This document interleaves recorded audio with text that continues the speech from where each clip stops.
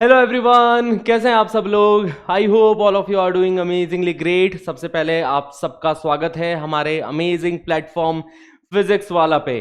तो आज है हमारा फंक्शंस का तीसरा lecture, lecture number 3 of function that we are going to start in today's session. ठीक है, तो पिछले सेशन तक हमने बात कर ली थी टाइप्स ऑफ रिलेशन के बारे में। टाइप्स ऑफ रिलेशन पे बहुत अच्छे अच्छे क्वेश्चन सॉल्व किए थे, जेई मेंस के क्वेश्चन सॉल्व किए थे, है ना। बहुत अच्छे क्वेश्चंस आए थे। एक बार आई होप आपने भी उन सवालों के बारे में सोचा होगा क्लास के बाद में और आपको समझ में आ गई होगी चीजें। ठीक है, तो शुरुआत करते हैं फिर आज के सेशन की। आज के सेशन में हम introduction to function and different type of functions के बारे में चर्चा करेंगे। कुछ फंक्शंस के बेसिक है। देखो, फंक्शन जो है ना बहुत इंपॉर्टेंट चैप्टर है ना। फंक्शन में बहुत सारी चीजें आ जाती है, जैसे एक तो डिफरेंट टाइप ऑफ फंक्शन हमें समझना है, पॉलिनोमियल फंक्शन क्या होते हैं, अलजेब्रिक फंक्शन क्या होते हैं। बच्चे कई बार इनके बीच में डिफरेंस नहीं बता पाते। उनको लग है ना पॉलिनोमियल फंक्शन बहुत सिंपल सी चीज है, बट कई बार बच्चे इनमें जो माइन्यूट माइन्यूट चीजें होती है ना उसके बारे में नहीं बता पाते। तो उसके बारे में डिस्कस करेंगे। ग्राफ्स के बारे में डिस्कस करेंगे, एक्सपोनेंशियल फंक्शन, लॉगरिथमिक फंक्शन, उनकी डोमेन, उनकी रेंज। तो सबसे पहले फंक्शन को हम अच्छे से जानेंगे, ये डिफाइन करते हुए चलेंगे कि फंक्शन होता क्या है। सबसे पहले तो ये सीखेंगे कि what is function, then will move on to different types of function. तो आज का सेशन भी बहुत इंफॉर्मेटिव होने वाला है। बहुत सारे अच्छे अच्छे क्वेश्चंस मैं आपके लिए लेके आया हूं आज की क्लास के अंदर भी। तो चलिए शुरुआत करते हैं। ओके, ये देखिए, ये मैंने कोट कुछ दिन पहले पढ़ा था, मेरा नहीं है, देखो ये ज्ञान है ना। ये मैंने कुछ दिन पहले एक बुक पढ़ रहा था, तो उस बुक के अंदर मैंने ये चीज़ देखी थी और मुझे बहुत इंस्पायर करी और मेरे को लगा कि चलो आप लोगों को तो बुक्स पढ़ने का भी टाइम नहीं मिल पा रहा होगा। ठीक है, बाकी पढ़नी चाहिए। देखो, बुक्स जितनी ज़्यादा पढ़ोगे उतना ज़्यादा अच्छा रहेगा। तो बुक्स आपको पढ़नी चाहिए। एटलीस्ट अगर आप 15-20 मिनट सोने से पहले कोई अच्छी बुक पढ़ लो ना, तो बढ़िया, आपको बहुत सारी चीज़ें सीखने को मिलती है वहाँ से, है ना। तो यही उस बुक का एक ज्ञान था जो मैं आपके लिए लेके आया हूं। Brick walls are there for a reason, है ना। ब्रिक वॉल्स जो होती है ना, ब्रिक वॉल्स, जैसे आपके सामने ब्रिक वॉल क्या है, आपको किसको पार करना है, आईआईटी के एग्जाम को पार करना है ना। वो आपके सामने एक वॉल है, एक दीवार है, आईआईटी का एग्जाम। ठीक है, so brick walls are there for a reason, they let us prove how badly we want things, है ना। ब्रिक वॉल्स इसलिए बनाई जाती है ताकि हम प्रूव कर सके कि हम कितना शिद्दत से चाहते हैं वो चीज करना। अगर सपोज आईआईटी का एग्जाम ही नहीं होता, डायरेक्टली अगर एडमिशन दे रहे होते हैं, तो आज जो आईआईटी की क्वालिटी है वो क्वालिटी नहीं हो पाती। आईआईटी की क्वालिटी इसलिए क्योंकि वहां पे वो बच्चे पहुंच पाते हैं जो कि शिद्दत से इस एग्जाम को चाहते हैं, जिन्होंने शिद्दत से प्रिपरेशन करी है और प्रिपरेशन करके एक कंसिस्टेंसी रखी है, अच्छी हैबिट्स डेवलप करी है, अपने आप को पॉजिटिव रखा है इस पूरी जर्नी में। तो ये जो पूरी जर्नी है ना, इससे बहुत सारी चीजें आपको सीखने को मिलती है गाइस। ठीक है, so brick walls are there for a reason, so that you can prove that how badly you want it। ठीक है, बट सर अगर हमने बहुत शिद्दत के साथ प्रिपरेशन भी करी फिर भी नहीं हुआ, तो कि सर क्या पता हमने बहुत शिद्दत के साथ प्रिपरेशन करी तो भी नहीं हुआ। तो देखो जरा, experience is what you get when you didn't get what you wanted. आप अगर शिद्दत के साथ मेहनत कर रहे हो, अच्छे से मेहनत कर रहे हो, आईआईटी में नहीं भी हुआ तो आपको एक्सपीरियंस मिलेगा और वो एक्सपीरियंस आगे जाके काम आएगा। आपने कई सारी ऐसी सक्सेस स्टोरीज देखी होगी, ऐसे कई सारी सक्सेस स्टोरीज देखी होगी जो पहले 10th में या फिर 12th में अच्छा स्कोर नहीं कर पाए, बट आगे जाके उन्होंने बहुत अच्छा कर दिया। ठीक है, तो मेहनत करोगे ना तो वहां से एक्सपीरियंस मिलेगा। फॉर एन एग्जाम्पल, मैंने आईआईटी के लिए बहुत अच्छे से मेहनत करी थी, मैंने नोट्स बहुत अच्छे से बनाए थे और लास्ट के 2-4 महीनों में तो एकदम नोट्स, है ना, इतना अच्छे से मैं पढ़ लिए थे, है ना, चार्ट मारे थे नोट्स पूरे पूरे मैंने। ठीक है, बट मेरी गलती वहां पे ये रही कि मैंने टेस्ट पेपर्स नहीं लगाए।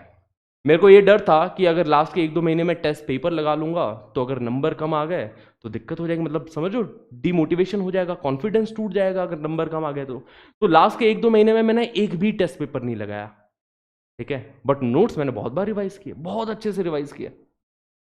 अब जब आईआईटी के पेपर में बैठा ना, तो मुझे पता चल गया अपनी गलती। जब मैं पेपर दे रहा था जेईई एडवांस का, मुझे अपनी गलती रियलाइज हो रही थी क्योंकि मेरे से वो 3 घंटे बैठा ही नहीं जा रहा था। 3 घंटे में कॉन्सेंट्रेट, है ना, 3-3 घंटे का एग्जाम होते, मैं कॉन्सेंट्रेट ही नहीं कर पा रहा इतनी देर। ठीक है, तो वहां पे मुझे अपनी वो गलती रियलाइज हुई कि नहीं यार, टेस्ट पेपर लगाने चाहिए थे। फिर वो जो मैंने एक्सपीरियंस सीखा है, चलो आईआईटी में हो गया बट रैंक मेरी इतनी अच्छी बनी नहीं, बताने लायक नहीं है, इसलिए बता नहीं रहा हूं मैं। ठीक है, तो बट ये बात है गाइस, कि फिर मैंने उस एक्सपीरियंस को आगे जाके बहुत यूज़ किया। आगे जाके जब भी मैं कोई भी कॉम्पिटिटिव एग्जाम के लिए बैठता था, जैसे जब कॉलेज से पास आउट हुए और इंजीनियरिंग करते ही सब जाते हैं कि चलो कैट का एग्जाम देते हैं, आईआईटी निकाल लिया, आईआईएम निकालते हैं, तो सब लोग उसके लिए जाते हैं। तो मैंने भी चलो कैट का एग्जाम दिया। तो कैट का एग्जाम के लिए मैंने कुछ खास प्रिपरेशन करी नहीं, बस टेस्ट पेपर लगाया और तुम्हारे भाई ने कैट का एग्जाम फोड़ दिया। मतलब सब लोग आगे पूछ रहे थे कि भाई क्या किया, कोचिंग ली थी कि क्या करी थी, है ना, कैसे प्रिपरेशन कैसे करी थी। और जब मैं उनको बताता हूँ कि नहीं मैंने बस टेस्ट पेपर लगाया, वो बिलीव ही नहीं करते मेरी बात को। ठीक है, तो सिर्फ टेस्ट पेपर लगा के मैंने कई सारे एग्जाम फोड़े उसके बाद में। ओके गाइस, तो एक्सपीरियंस तो मिलेगा ही, जब आप अच्छे से मेहनत करोगे तो एक्सपीरियंस तो मिलेगा ही कि कहाँ पे आपकी गलती रह गई, तो वो सीखने को मिलेगी। जैसे मैं अपनी और गलतियां बताऊं कि अगर मुझे लगता है कि कहाँ पे मेरी गलती रह गई, तो मैं बहुत ज़्यादा सोचता था कि मेरा सिलेक्शन होगा कि नहीं होगा, बहुत ज़्यादा सोचता था। तो अगर मैं ये सोच लूं कि मेरा सिलेक्शन हो ही जाएगा, तो ओवर कॉन्फिडेंस में पहुंच गया, या फिर मैं अंडर कॉन्फिडेंट रह रहा हूं प्रिपरेशन के टाइम पे। या तो मैं एकदम ही ओवर कॉन्फिडेंट कि नहीं मेरा तो हो ही जाएगा मस्त, या फिर एकदम अंडर कॉन्फिडेंट जी रहे अपन। ठीक है, तो ये नहीं करना है, अपने को बैलेंस रखना है। देखो अपने को मेहनत करनी है, रिजल्ट जो भी आए फर्क नहीं पड़ता है ना। डिटेल में सीखेंगे, सब्जेक्ट को सीखेंगे, अच्छे से पढ़ेंगे। ओके, चलिए गाइस स्टार्ट करते हैं फंक्शन से। फंक्शंस क्या होता है? Function are special type of relation. Function क्या होता है? स्पेशल टाइप ऑफ रिलेशन होता है। एक रिलेशन को फंक्शन की उपाधि कब दे दी जाती है? कुछ ऐसी स्पेशल रिलेशंस होती है जिनको फंक्शंस बोल दिया जाता है। और कब उसको फंक्शन बोला जाता है? A relation defined from set A to set B is called a function if all element of set है। देखो ये कंडीशन है कि ऑल एलिमेंट ऑफ सेट है। एक रिलेशन को फंक्शन तब बोला जाएगा जब सेट ए का हर एक element are related to only single element in set B. तो देखो दो कंडीशन है यहां पे, है ना। एक रिलेशन को फंक्शन कहलाने के लिए दो कंडीशन है। Condition one, all element of set है। ठीक है, ऑल एलिमेंट ऑफ सेट है should be related, should be related, पहली कंडीशन ये। दूसरी कंडीशन कि there should be a unique relation, है ना, there should be a unique relation. ठीक है, all the element of set A are related to only single, है ना, only single element related to only single element in set B, element in set B. ये दो conditions है guys. अब कई बार बच्चे ना इस कंडीशन को थोड़ा समझने में दिक्कत आती है, तो मैं इसको देखो बहुत सिंपल बनाऊंगा इन कंडीशंस को। फंक्शंस ना एक तरीके से इनपुट आउटपुट का गेम है। ठीक है, जैसे रिलेशन भी तो यही होता था, कुछ इनपुट रख रहा है, कुछ आउटपुट मिल रहा है। फंक्शन में भी यही हो रहा है। ठीक है, बट डिफरेंस यहां पे कहां आ रहा है कि जब अपन कुछ इनपुट रख रहे हैं, जैसे कैलकुलेटर, कैलकुलेटर आप यूज करते हो, है ना। कैलकुलेटर में आपने अलग अलग टाइप के फंक्शंस देखे होंगे, जैसे कि लॉगरिदम एक फंक्शन होता है, log of x to the base 10, ये कैलकुलेटर में आपको एक फंक्शन दिख जाएगा।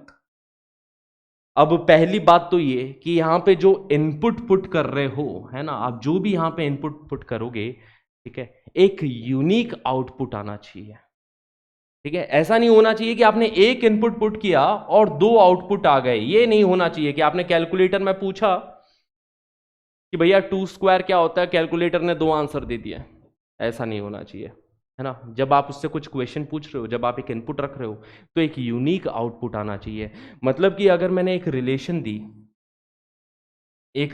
दी जिसके अंदर एक एलिमेंट ऑफ सेट ए एक से ज्यादा अगर आउटपुट प्रोड्यूस कर रहा है, अगर डाइवर्जन है, तो ये फंक्शन नहीं कहलाएगा गाइस। इसको रिलेशन बोलेंगे, रिलेशन तो है ही, बट ये फंक्शन नहीं कहलाएगा। क्यों? डाइवर्जन अलाउड नहीं है, डाइवर्जन अलाउड नहीं है। ठीक है, पहली कंडीशन ये। दूसरी कंडीशन ये कि सारे इनपुट काम करने चाहिए, जितने भी बटन है, जितने भी इनपुट है, उससे कुछ ना कुछ आउटपुट आना चाहिए। अगर कोई भी इनपुट काम नहीं कर रहा है तो वो फंक्शन नहीं कहलाता है। ठीक है, तो सारे इनपुट काम करने चाहिए, पहली कंडीशन ये। ठीक है, all element of set A should be related, मतलब all the input should be working. Second, related to only single element in set B, मतलब एक इनपुट पे दो आउटपुट अलाउड नहीं है। अगर एक इनपुट पे दो आउटपुट आ रहे हैं तो वो फंक्शन नहीं है, वो रिलेशन बिल्कुल कहलाएगा बट वो फंक्शन नहीं कहलाएगा। तो सबसे पहले तो इंपॉर्टेंट बात ये थी, है ना। आगे बढ़ा जाए। अब इस पे कुछ एग्जांपल्स कर लेते हैं गाइस। अब आपके सामने कुछ रिलेशन रखूंगा, जस्ट अ सेकेंड, ये क्या हो गया, ठीक है। तो आपके सामने कुछ एग्जांपल्स रखने वाला हूं गाइस। सबसे पहला एग्जांपल है ना, which of the following relation are function, which of the following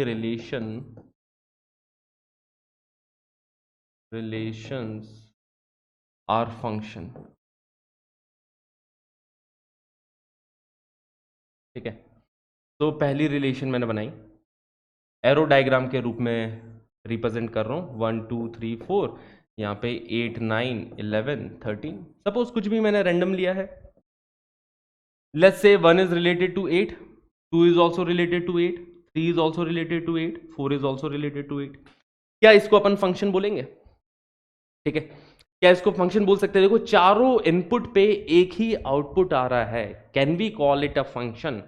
इसको अपन फंक्शन बोल सकते हैं। देखो कन्वर्जन अलाउड है, ऐसा हो सकता है कि अलग अलग इनपुट पे सेम आउटपुट मिल रहा हो। जैसे कि अगर आप कैलकुलेटर से पूछो कि बताओ 2 + 3 कितना होता है, तो वो 5 आउटपुट देगा। आप उससे पूछोगे 1 + 4 कितना होता है, तो भी वो 5 आउटपुट देगा। आप उससे पूछोगे 6 - 1 कितना होता है, तो भी वो 5 ही आउटपुट देगा। देखो अलग अलग इनपुट है बट एक ही आउटपुट आ सकता है। तो इस टाइप के फंक्शन को, है ना, ये भी एक फंक्शन की कैटेगरी में आएगा। This is a function, this is a function, ठीक है गाइस। इसको अपन फंक्शन बोलेंगे, रिलेशन तो है ही। देखो हर फंक्शन रिलेशन है बट हर रिलेशन फंक्शन नहीं है, ठीक है। रिलेशन को फंक्शन बोलने के लिए एक, है ना, special type of condition satisfy करनी चाहिए, और दो ही कंडीशन है फंक्शन बोलने के लिए। पहली कंडीशन तो कि ऐसा नहीं होना चाहिए, डाइवर्जन नहीं अलाउड होता, कि ऐसा नहीं होता कि एक इनपुट पे एक से ज्यादा आउटपुट आ जाए, that is not allowed, that is the first condition. Second condition, all the input should be working. देखो यहां पे सारे इनपुट काम कर रहे हैं, बहुत बढ़िया काम कर रहे हैं। इसी को अगर रोस्टर फॉर्म में लिखा जाए तो रोस्टर फॉर्म में इसी रिलेशन को ऐसे लिख सकते हैं, R = 1,8 2,8 3,8 4,8, ठीक है। Where this relation R is defined from कौन से सेट से? Set of 1 2 3 4। ये रोस्टर फॉर्म में लिखने का तरीका बता रहा हूं कि देखो इस सेट से कौन से सेट में डिफाइंड है? 8 9 11 12। एक रिलेशन है जो कि सेट ए से सेट बी में डिफाइंड है, इस तरीके से डिफाइंड है। क्या इस रिलेशन को फंक्शन बोला जाएगा? जी हाँ, बिल्कुल फंक्शन बोला जाएगा। बिकॉज देखो सारे इनपुट काम कर रहे हैं। पहली कंडीशन तो ये, दो ही कंडीशन है गाइस कि all the input should be working. देखो 1 काम कर रहा है, 2 कर रहा है, 3 कर रहा है, 4 कर रहा है, और ज्यादा काम नहीं करने चाहिए, ठीक है। ऐसा नहीं कि एक्स्ट्रा काम कर रहा है, 4 पे एक और आउटपुट आ रहा है, ये नहीं होगा। जैसे कि एक सेकेंड एग्जाम्पल लेते हैं।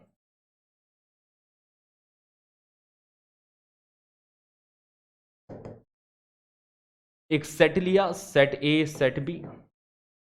सेट ए के अंदर वही 1 2 3 4, यहाँ पे कुछ 9 11 13 15 ऐसा ले लिया, लेट्स से, है ना। अब अगर ऐसा हो रहा है कि 1 इनपुट डालने पे 9 भी आउटपुट आ रहा है, 11 भी आउटपुट आ रहा है ना। 2 पे ये आ रहा है, 3 पे ये आ रहा है, चलो ये ठीक है। कहाँ गड़बड़ हुई? फंक्शन क्यों नहीं है ये? फंक्शन क्यों नहीं है ये? फंक्शन इसलिए नहीं है क्योंकि एक इनपुट पे दो आउटपुट आ रहे हैं, डाइवर्जन नहीं अलाउड। गड़बड़ बस यहीं पे ही हो रही है ना। इसी को अगर मैं रोस्टर फॉर्म में लिखूंगा, देखो फंक्शन नहीं है ये, रिलेशन है। अगर इसी को मैं रोस्टर फॉर्म में लिखता हूं तो ऐसे लिखते हैं, a relation is defined from set A to set B, है ना, set A to set B. And इसको रोस्टर फॉर्म में अपन ऐसे लिखेंगे 1,9 1,9 1,11। देखो 1 ने ज्यादा काम कर दिया, 1 इनपुट रखने पे 9 भी आउटपुट आ रहा है, 1 इनपुट रखने पे 11 भी आउटपुट आ रहा है, ठीक है। एक हो गया 2,13, ओके। 3,15 3,15 एंड 4,13, ठीक है। इसी चीज को ये रोस्टर फॉर्म में लिखने का तरीका होगा। मैं क्यों रोस्टर फॉर्म में लिखने का तरीका आपको बता रहा हूं, क्योंकि ऐसा हो सकता है आपको एग्जाम में वो रिलेशन इस प्रकार से दे दे और आपसे पूछ ले कि बताओ ये रिलेशन फंक्शन है कि नहीं है। तो रोस्टर फॉर्म में लिखी हो तो डायरेक्टली देखो कैसे चेक करना होता है गाइस। है ना। डायरेक्टली चेक करने का तरीका समझो अगर रोस्टर फॉर्म में गिवन हो। तो यहाँ पे ये चीज़ है कि मैं सबसे पहले देखूंगा इनपुट क्या क्या है, 1 2 3 4 सारे काम कर रहे हैं, काम तो सारे कर रहे हैं, बट 1 ने एक्स्ट्रा काम कर दिया, है ना। 1 इनपुट रखने पे 9 भी आउटपुट आ रहा है, 1 इनपुट रखने पे 11 भी आउटपुट आ रहा है। कैलकुलेटर कभी ऐसा नहीं करता, आप अगर कुछ इनपुट डालोगे वो एक ही आउटपुट देगा आपको, ठीक है।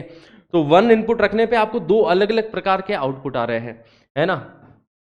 2,13, 3,15, 4,13, बाकी सारी चीजें सही है, बस यहीं पे ही दिक्कत आ गई है कि एक इनपुट पे दो आउटपुट, डाइवर्जन नॉट अलाउड, ठीक है, याद रखना, है ना, डाइवर्जन नॉट अलाउड।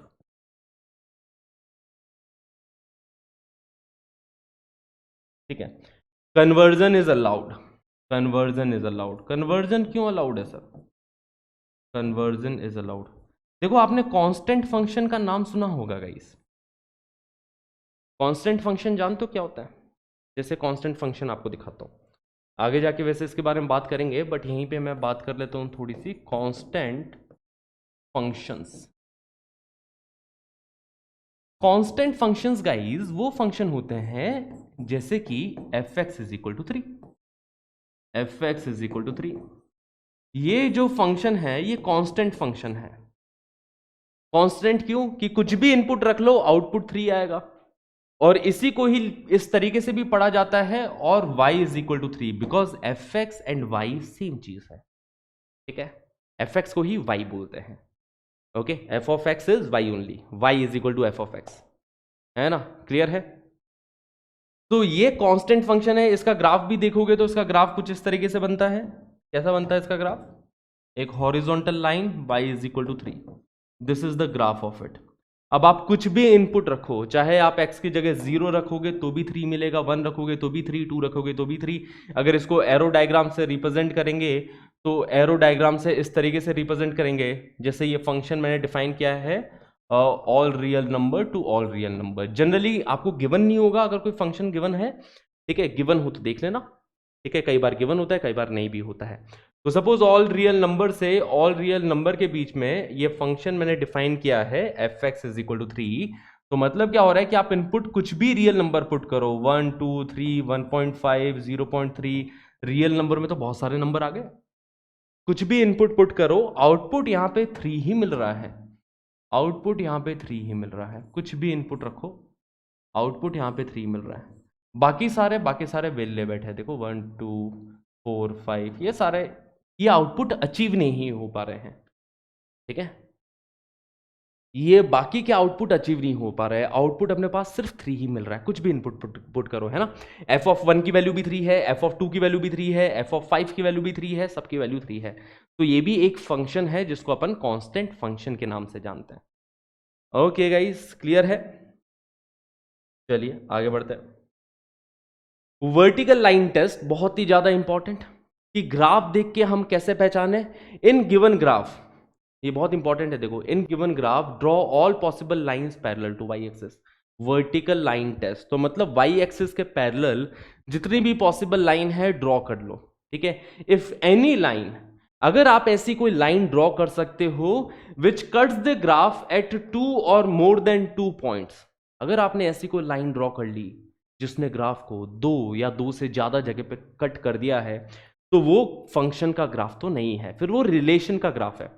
देखो हर चीज का ग्राफ पॉसिबल है, आप कोई भी चीज बोलो, जैसे X square plus Y square is equal to 1, कुछ ग्राफ अपन बना सकते हैं कुछ नहीं भी बना सकते हैं, बट पॉसिबल हर चीज का है। अगर एक्स एंड वाई के टर्म्स में कोई आपके सामने इक्वेशन दे रखी है तो उसका ग्राफ बनेगा, है ना, कुछ सेट ऑफ पॉइंट्स होंगे जो उसको, है ना, सेटिस्फाई कर रहे होंगे, तो ग्राफ हर इक्वेशन का बनेगा गाइस, ठीक है। तो आपके सामने दो मैं सैंपल ग्राफ रख देता हूं, जैसे कि ये वाला ग्राफ रखा, अब समझते हैं ऐसा क्यों हो रहा है सर। ये वाला ग्राफ रखते हैं और दूसरा वाला ग्राफ ये बना लेते हैं।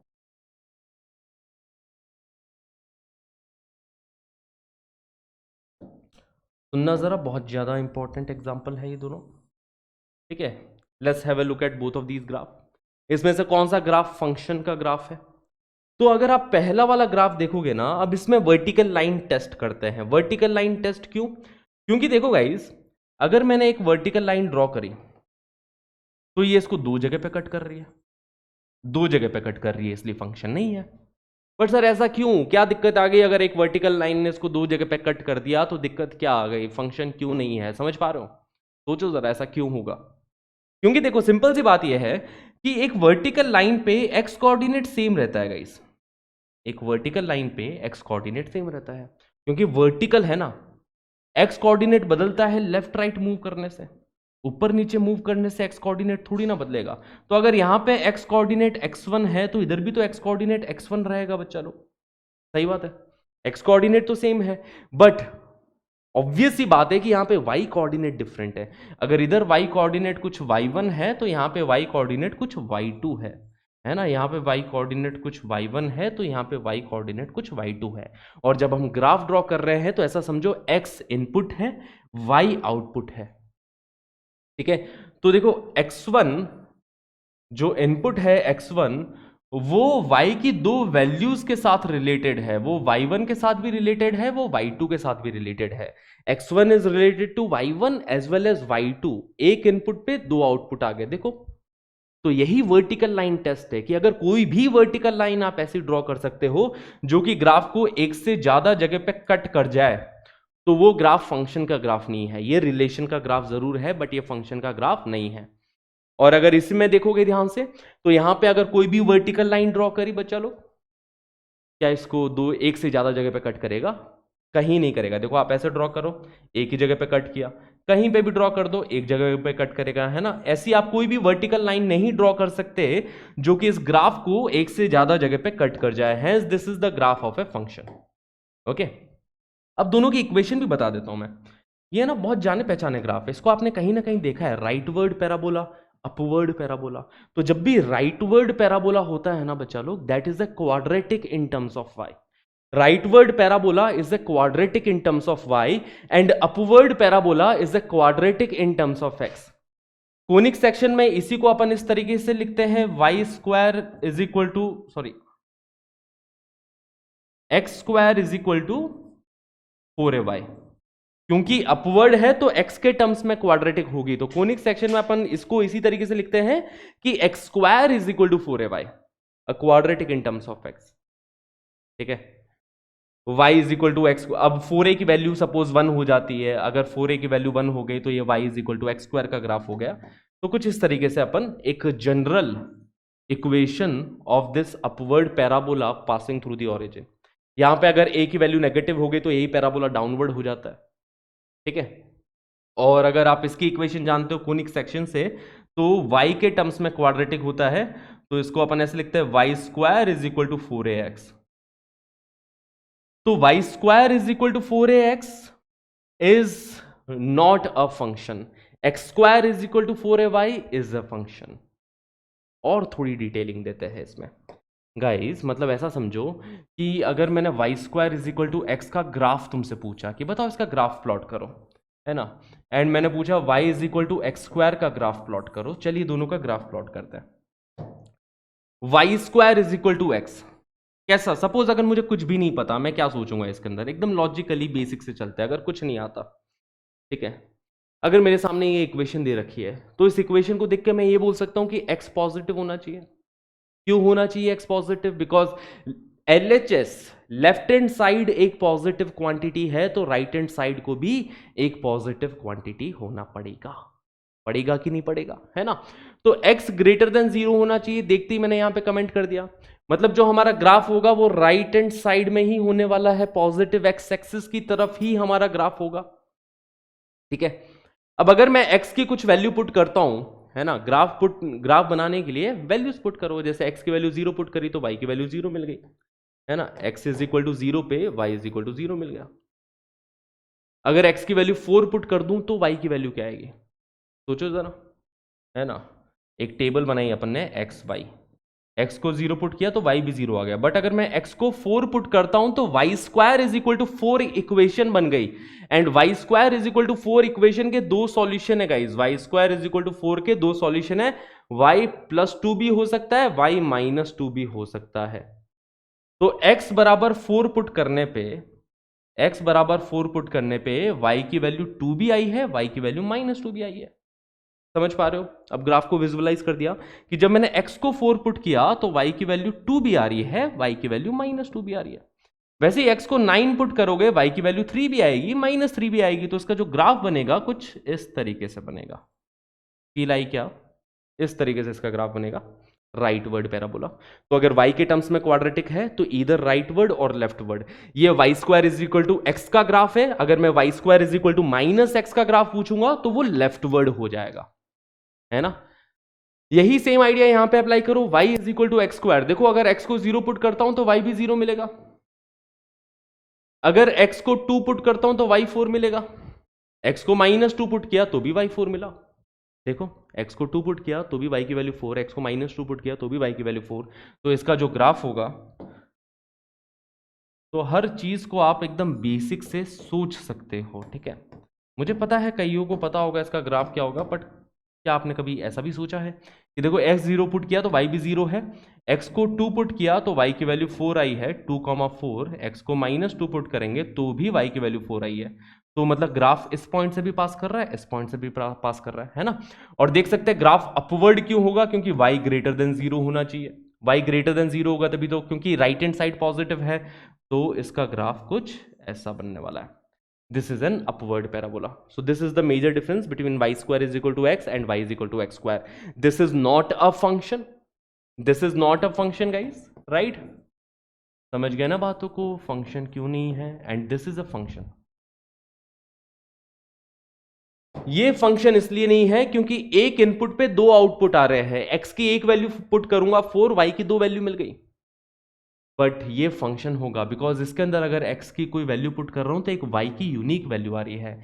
इसके अंदर अगर आप वर्टिकल लाइन ड्रॉ करोगे तो वो एक ही जगह पे कट करेगी, ठीक है? आगे जाके जब मैं 1 1 एंड मैनी वन फंक्शन के बारे में बताऊंगा तो वहां पे आपको बताऊंगा कि ये एक मैनी वन फंक्शन है, मैनी टू वन फंक्शन है। मैनी टू वन फंक्शन इसलिए क्योंकि देखो अलग अलग इनपुट पे सेम आउटपुट मिल रहा है, अलग अलग इनपुट पे सेम आउटपुट मिल सकता है ना? कन्वर्जन अलाउड है, बट ऐसा डाइवर्जन नहीं अलाउड कि एक इनपुट पे दो आउटपुट मिल गए। डाइवर्जन इज नॉट अलाउड, है ना? This is the major difference between a relation and a function. Now which of the following is a function? इसमें से कौन सा फंक्शन है? तो पहला देखो x, y square is equal to x, ठीक है? अब इसका ग्राफ पता है कि इसका ग्राफ जो बनेगा वो एक राइटवर्ड पैराबोला बनने वाला है। राइटवर्ड पैराबोला है तो इसको वर्टिकल लाइन टेस्ट में फेल हो गया। वर्टिकल लाइन टेस्ट को ध्यान रखना कि this is a test to determine that a given relation is a function और नॉट, ठीक है? सेकंड के बारे में सोचो guys, think about the second one, है ना? सोचो सोचो सोचो।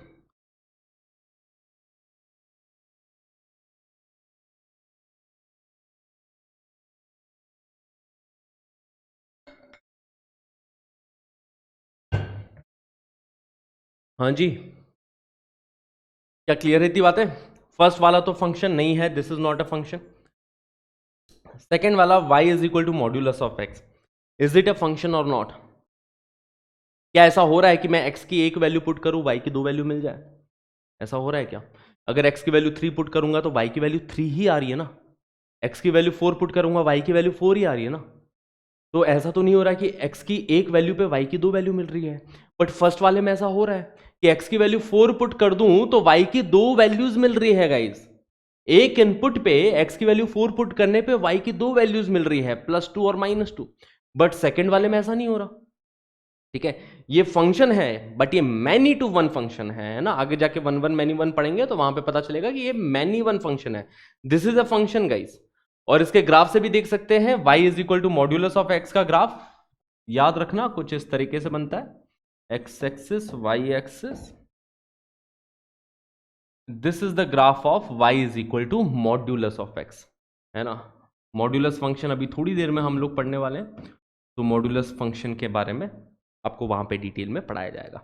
तो ये वर्टिकल लाइन टेस्ट बिल्कुल पास कर रहा है। कोई भी वर्टिकल लाइन ड्रॉ कर दो, एक से ज्यादा जगह पे नहीं कट कर रही है वर्टिकल लाइन, तो this is passing our vertical line test, hence this is a function. Okay, clear इतनी बात है? Third one, x² + y² is equal to 1, इसको पहचाने क्या?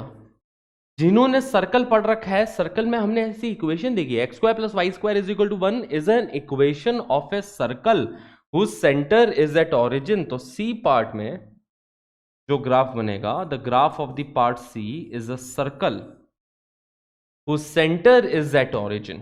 This is a circle. This is the equation x square plus y square is equal to 1. Okay. क्या ये function होगा बच्चा लोग? वर्टिकल लाइन टेस्ट, एक वर्टिकल लाइन अगर मैं ड्रॉ करता हूं तो इसको दो जगह पे कट कर रही है, और ऐसा भी समझो अगर x की मैं एक वैल्यू रखूंगा तो y की दो वैल्यू मिलेगी, है ना। x की वैल्यू 1/2 रख के देखो, y की दो वैल्यूज मिलने वाली है, और वर्टिकल लाइन टेस्ट ये पूरा अच्छे से फेल कर रहा है। देखो, एक वर्टिकल लाइन ड्रॉ करोगे, दो जगह पे कट कर दिया, x की एक वैल्यू पे y की दो अलग अलग वैल्यू मिल रही है, hence this is not a function. The third one is again not a function. The fourth one, x square minus y square is equal to 1। Conic section पढ़ा है तो आपको पता होगा कि this is the equation of a hyperbola. Hyperbola की equation होती है x square minus y square is equal to 1। ठीक है, तो चलिए इन दोनों के बारे में अगले पेज पे डिस्कस किया जाए। X square minus y square is equal to 1, this is the equation of a hyperbola, x axis y axis. ठीक है, ऐसा हाइपरबोला बनता है ना, ये हॉरिजॉन्टल हाइपरबोला, इस तरीके का हाइपरबोला बनेगा। X square minus y square is equal to 1। देखो, जब y की वैल्यू 0 है तो x की दो वैल्यू मिल रही है, y इज इक्वल टू 0 पे x की वैल्यू 1 भी है, तो मतलब 1,0 से भी पास कर रहा है, -1,0 से भी पास कर रहा है। ठीक है, और देखा जाए तो x की वैल्यू है ना, या तो 1 से बड़ी होनी चाहिए या -1 से छोटी होनी चाहिए। तो this is the graph of A rectangular hyperbola. ठीक है, दिस इज रेक्टेंगुलर हाइपरबोला। ठीक है, तो इसके बारे में भी देखा जाए तो this is not a function because vertical line test fail कर जाएगा गाइस। अगर एक वर्टिकल लाइन ड्रॉ करी तो दो जगह पे कट कर रही है, तो मतलब कोई भी अगर एक भी वर्टिकल लाइन ऐसी है जो कि ग्राफ को एक से ज्यादा जगह पे कट कर जाए तो ये फंक्शन नहीं कहलाएगा। तो this is not a function, but relation जरूर है ना, एक्स एंड वाई के टर्म्स में रिलेशन जरूर है। ठीक है, हर इक्वेशन रिलेशन है, बट हर इक्वेशन फंक्शन नहीं कहलाती है। Okay, in the similar way अगर आपके सामने ये आ जाए y square minus x square is equal to 1, तो ये वर्टिकल हाइपरबोला होता है गाइस। ठीक है, x axis y axis, this is a vertical hyperbola, ऐसा हाइपरबोला बनेगा। ठीक है, y square minus x square is equal to 1। Okay, अब इसमें भी अगर आप एक वर्टिकल लाइन ड्रॉ करोगे तो वर्टिकल लाइन दो जगह पे कट करते हुए दिखाई दे रही है आपको, तो this is also not a function. Rectangular hyperbola बोलते हैं। हाइपरबोला की जो स्टैंडर्ड इक्वेशन होती है वो तो कुछ इस प्रकार से होती है guys, x square by a square minus y square by b square is equal to 1। याद करना जरा, this is the standard equation of hyperbola. अगर ए एंड बी आपस में इक्वल हो जाए तो वही रेक्टेंगुलर हाइपरबोला कहलाता है। तो ये भी फंक्शन नहीं है बिकॉज वर्टिकल लाइन एक से ज्यादा जगह पे कट कर रही है ना। तो this is not a function. The next one, modulus of x plus modulus of y is equal to 1। ये तो हमें बहुत अच्छे से ध्यान रखना है गाइस। इसका ग्राफ हम अपने को आना चाहिए ना, plot modulus of x plus modulus of y is equal to 1, है ना। इसको प्लॉट करना है हमें, इसका ग्राफ बहुत अच्छे से आना चाहिए गाइस।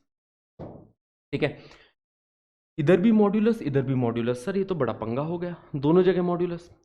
तो अब यहां पे केसेस बनेंगे। केसेस क्या बनेंगे कि जब x भी पॉजिटिव y भी पॉजिटिव, मतलब फर्स्ट क्वाड्रेंट, है ना, कि जब x पॉजिटिव y पॉजिटिव, तो फर्स्ट क्वाड्रेंट में क्या इक्वेशन आ रही है बच्चा लोग। अगर मैं फर्स्ट क्वाड्रेंट की बात करूं तो फर्स्ट क्वाड्रेंट में दोनों मॉड्यूलस पॉजिटिव के साथ खुलेंगे, दोनों मॉड्यूलस पॉजिटिव के साथ खुलेंगे तो इक्वेशन बनेगी, है ना। क्या इक्वेशन बन रही है, when x greater than or equal to 0 and y greater than or equal to 0 then the equation is x plus y is equal to 1। देखो कितनी प्यारी इक्वेशन बन गई।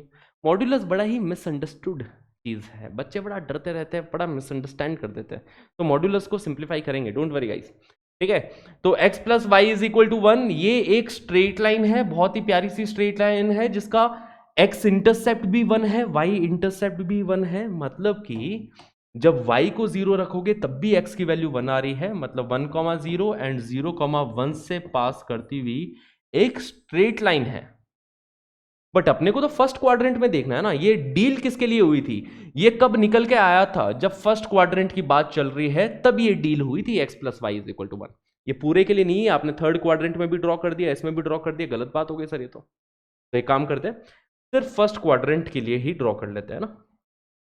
तो this is x plus y is equal to 1, this is the equation for it. अब second quadrant की deal अलग से करेंगे मॉड्यूलस के साथ कि भैया देखो सेकंड क्वाड्रेंट में ना, सेकंड क्वाड्रेंट में x नेगेटिव होना पड़ेगा, ठीक है। मॉड्यूलस को बताया, मॉड्यूलस को देखो सब पता है, मॉड्यूलस को पता रहेगा कि इसके अंदर नेगेटिव है कि पॉजिटिव है। तो when x less than 0 and y greater than 0, ठीक है। सेकंड क्वाड्रेंट की डील करते, बोला कि x नेगेटिव है, तो मॉड्यूलस ने बोला ठीक है कोई बात नहीं, नेगेटिव x अब बनेगा। अगर मॉड्यूलस के अंदर नेगेटिव चीज है तो मॉड्यूलस नेगेटिव के साथ ओपन होता है, मॉड्यूलस के अंदर पॉजिटिव चीज है तो मॉड्यूलस पॉजिटिव के साथ ओपन हो जाएगा। तो सेकंड क्वाड्रेंट की डील ये रही कि इक्वेशन बन रही है -x plus y is equal to 1। क्या इसको ड्रॉ कर सकते हो? ड्रॉ करने के लिए सिंपल है कि x intercept and y intercept हमें पता होना चाहिए, ठीक है, कि x इंटरसेप्ट क्या होगा। जब x की वैल्यू 0 पुट कर रहे हैं तो y की वैल्यू 1 है ना, तो 0,1 तो y इंटरसेप्ट हो गया। और जब y की वैल्यू 0 पुट करोगे तो x की वैल्यू -1 है, तो -1,0।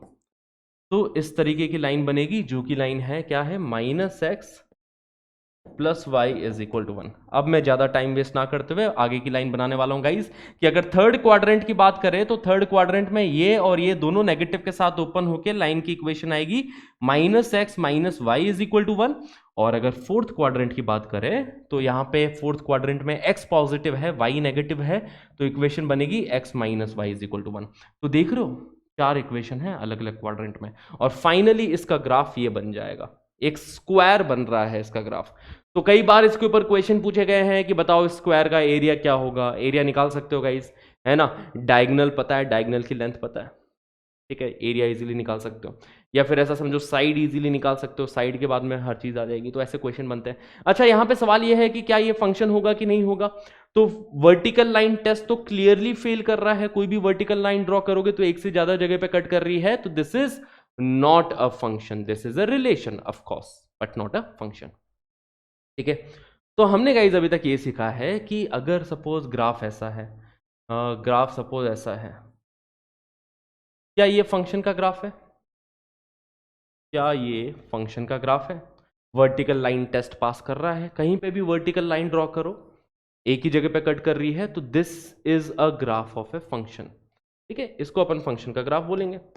बट अगर मैं ऐसा ग्राफ बनाऊं, ठीक है, ऐसा ग्राफ बनाया जाए कि इस टाइप का हो गया, वर्टिकल लाइन टेस्ट फेल कर गया, तो ये तो हमने देख लिया है, ठीक है। अगर सपोज ऐसा है, क्या ये फंक्शन का ग्राफ होगा गाइज, ये फंक्शन का ग्राफ नहीं है, क्योंकि वर्टिकल लाइन इसको एक से ज्यादा जगह पे कट कर रही है, तो this is not a graph of function. तो सिर्फ वर्टिकल लाइन टेस्ट के ऊपर डिपेंड करता है कि फंक्शन होगा कि नहीं होगा, ग्राफ देख के अपन ऐसे डिसाइड करते हैं। आर वी क्लियर, और आर वी क्लियर, है ना, क्लियर है इतनी बातें। चलो let's move forward guys, okay let's move ahead. Domain, range and codomain of a function. हाँ जी बच्चा लोग, तो डोमेन, रेंज एंड कोडोमेन के बारे में चर्चा करते हैं, ठीक है। डोमेन मतलब set of all the input, जितने भी इनपुट है दैट इज डोमेन। रिलेशन में भी वही डोमेन थी, यहां पे भी वही डोमेन है, ठीक है।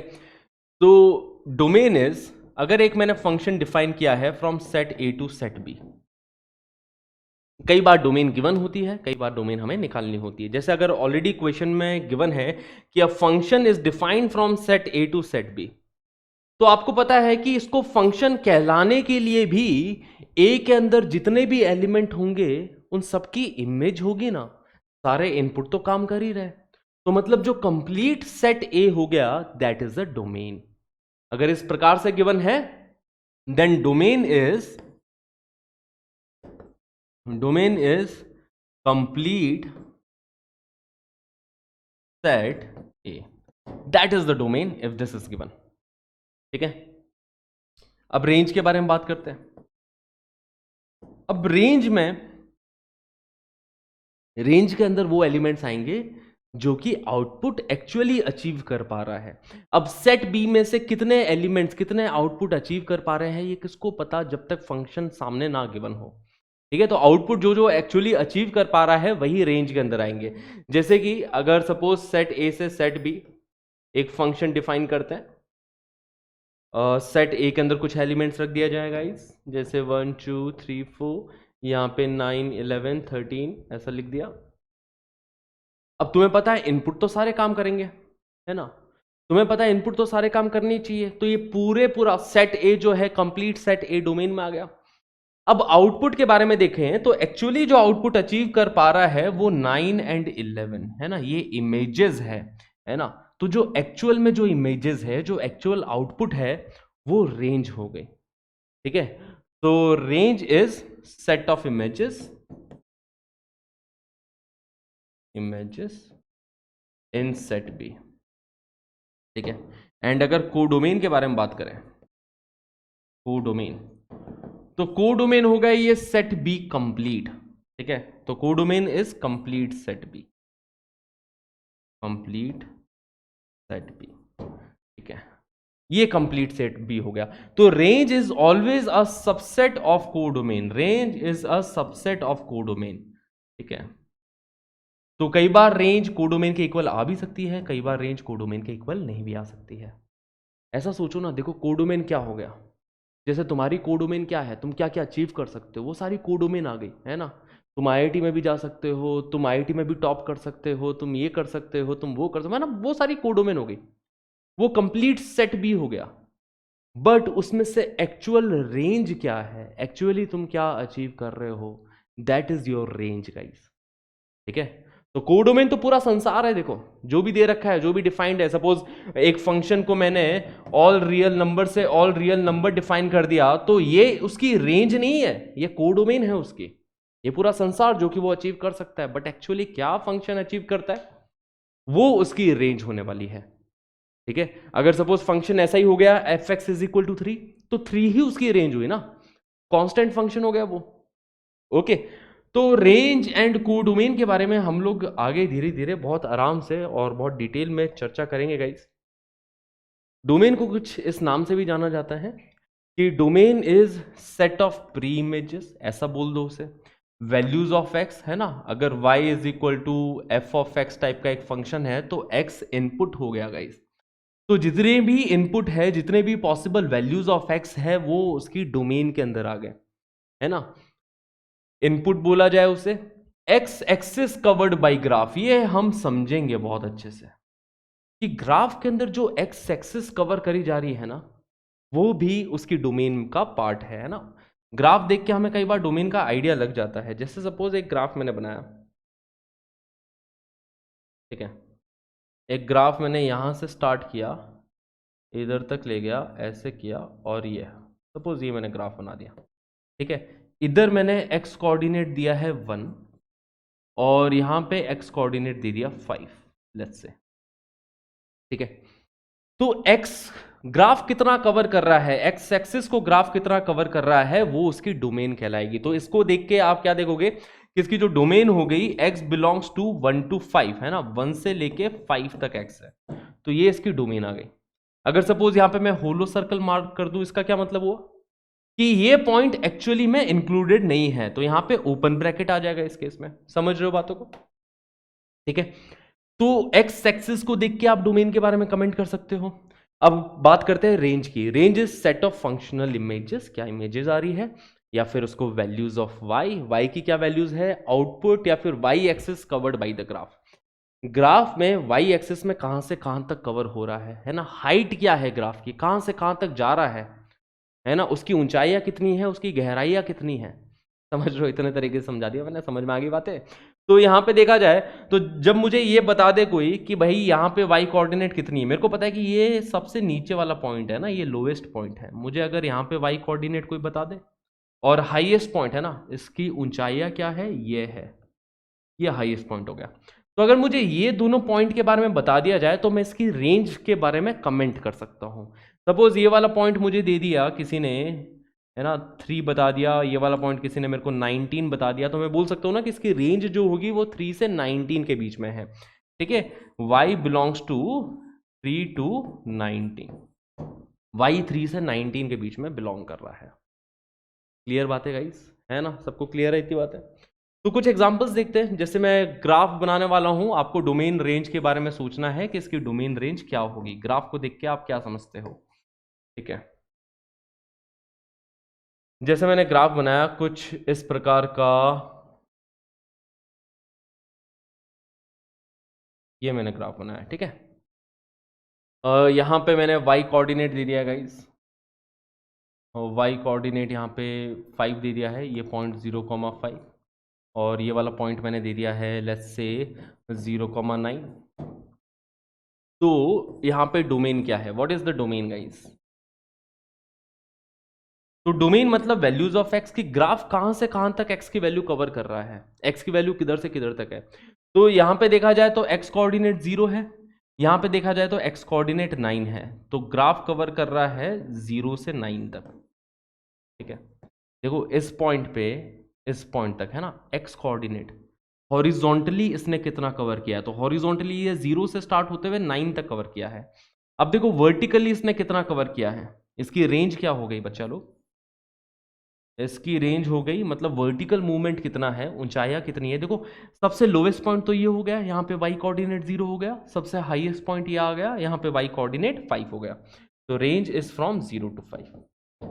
ठीक है, करेंगे अभी और बहुत एग्जांपल करेंगे, धीरे धीरे और चीजें क्लियर होती चली जाएगी। अगला क्वेश्चन करते हैं गाइस, एक्स वाई। सुनेंगे जरा ध्यान से बच्चा लोग।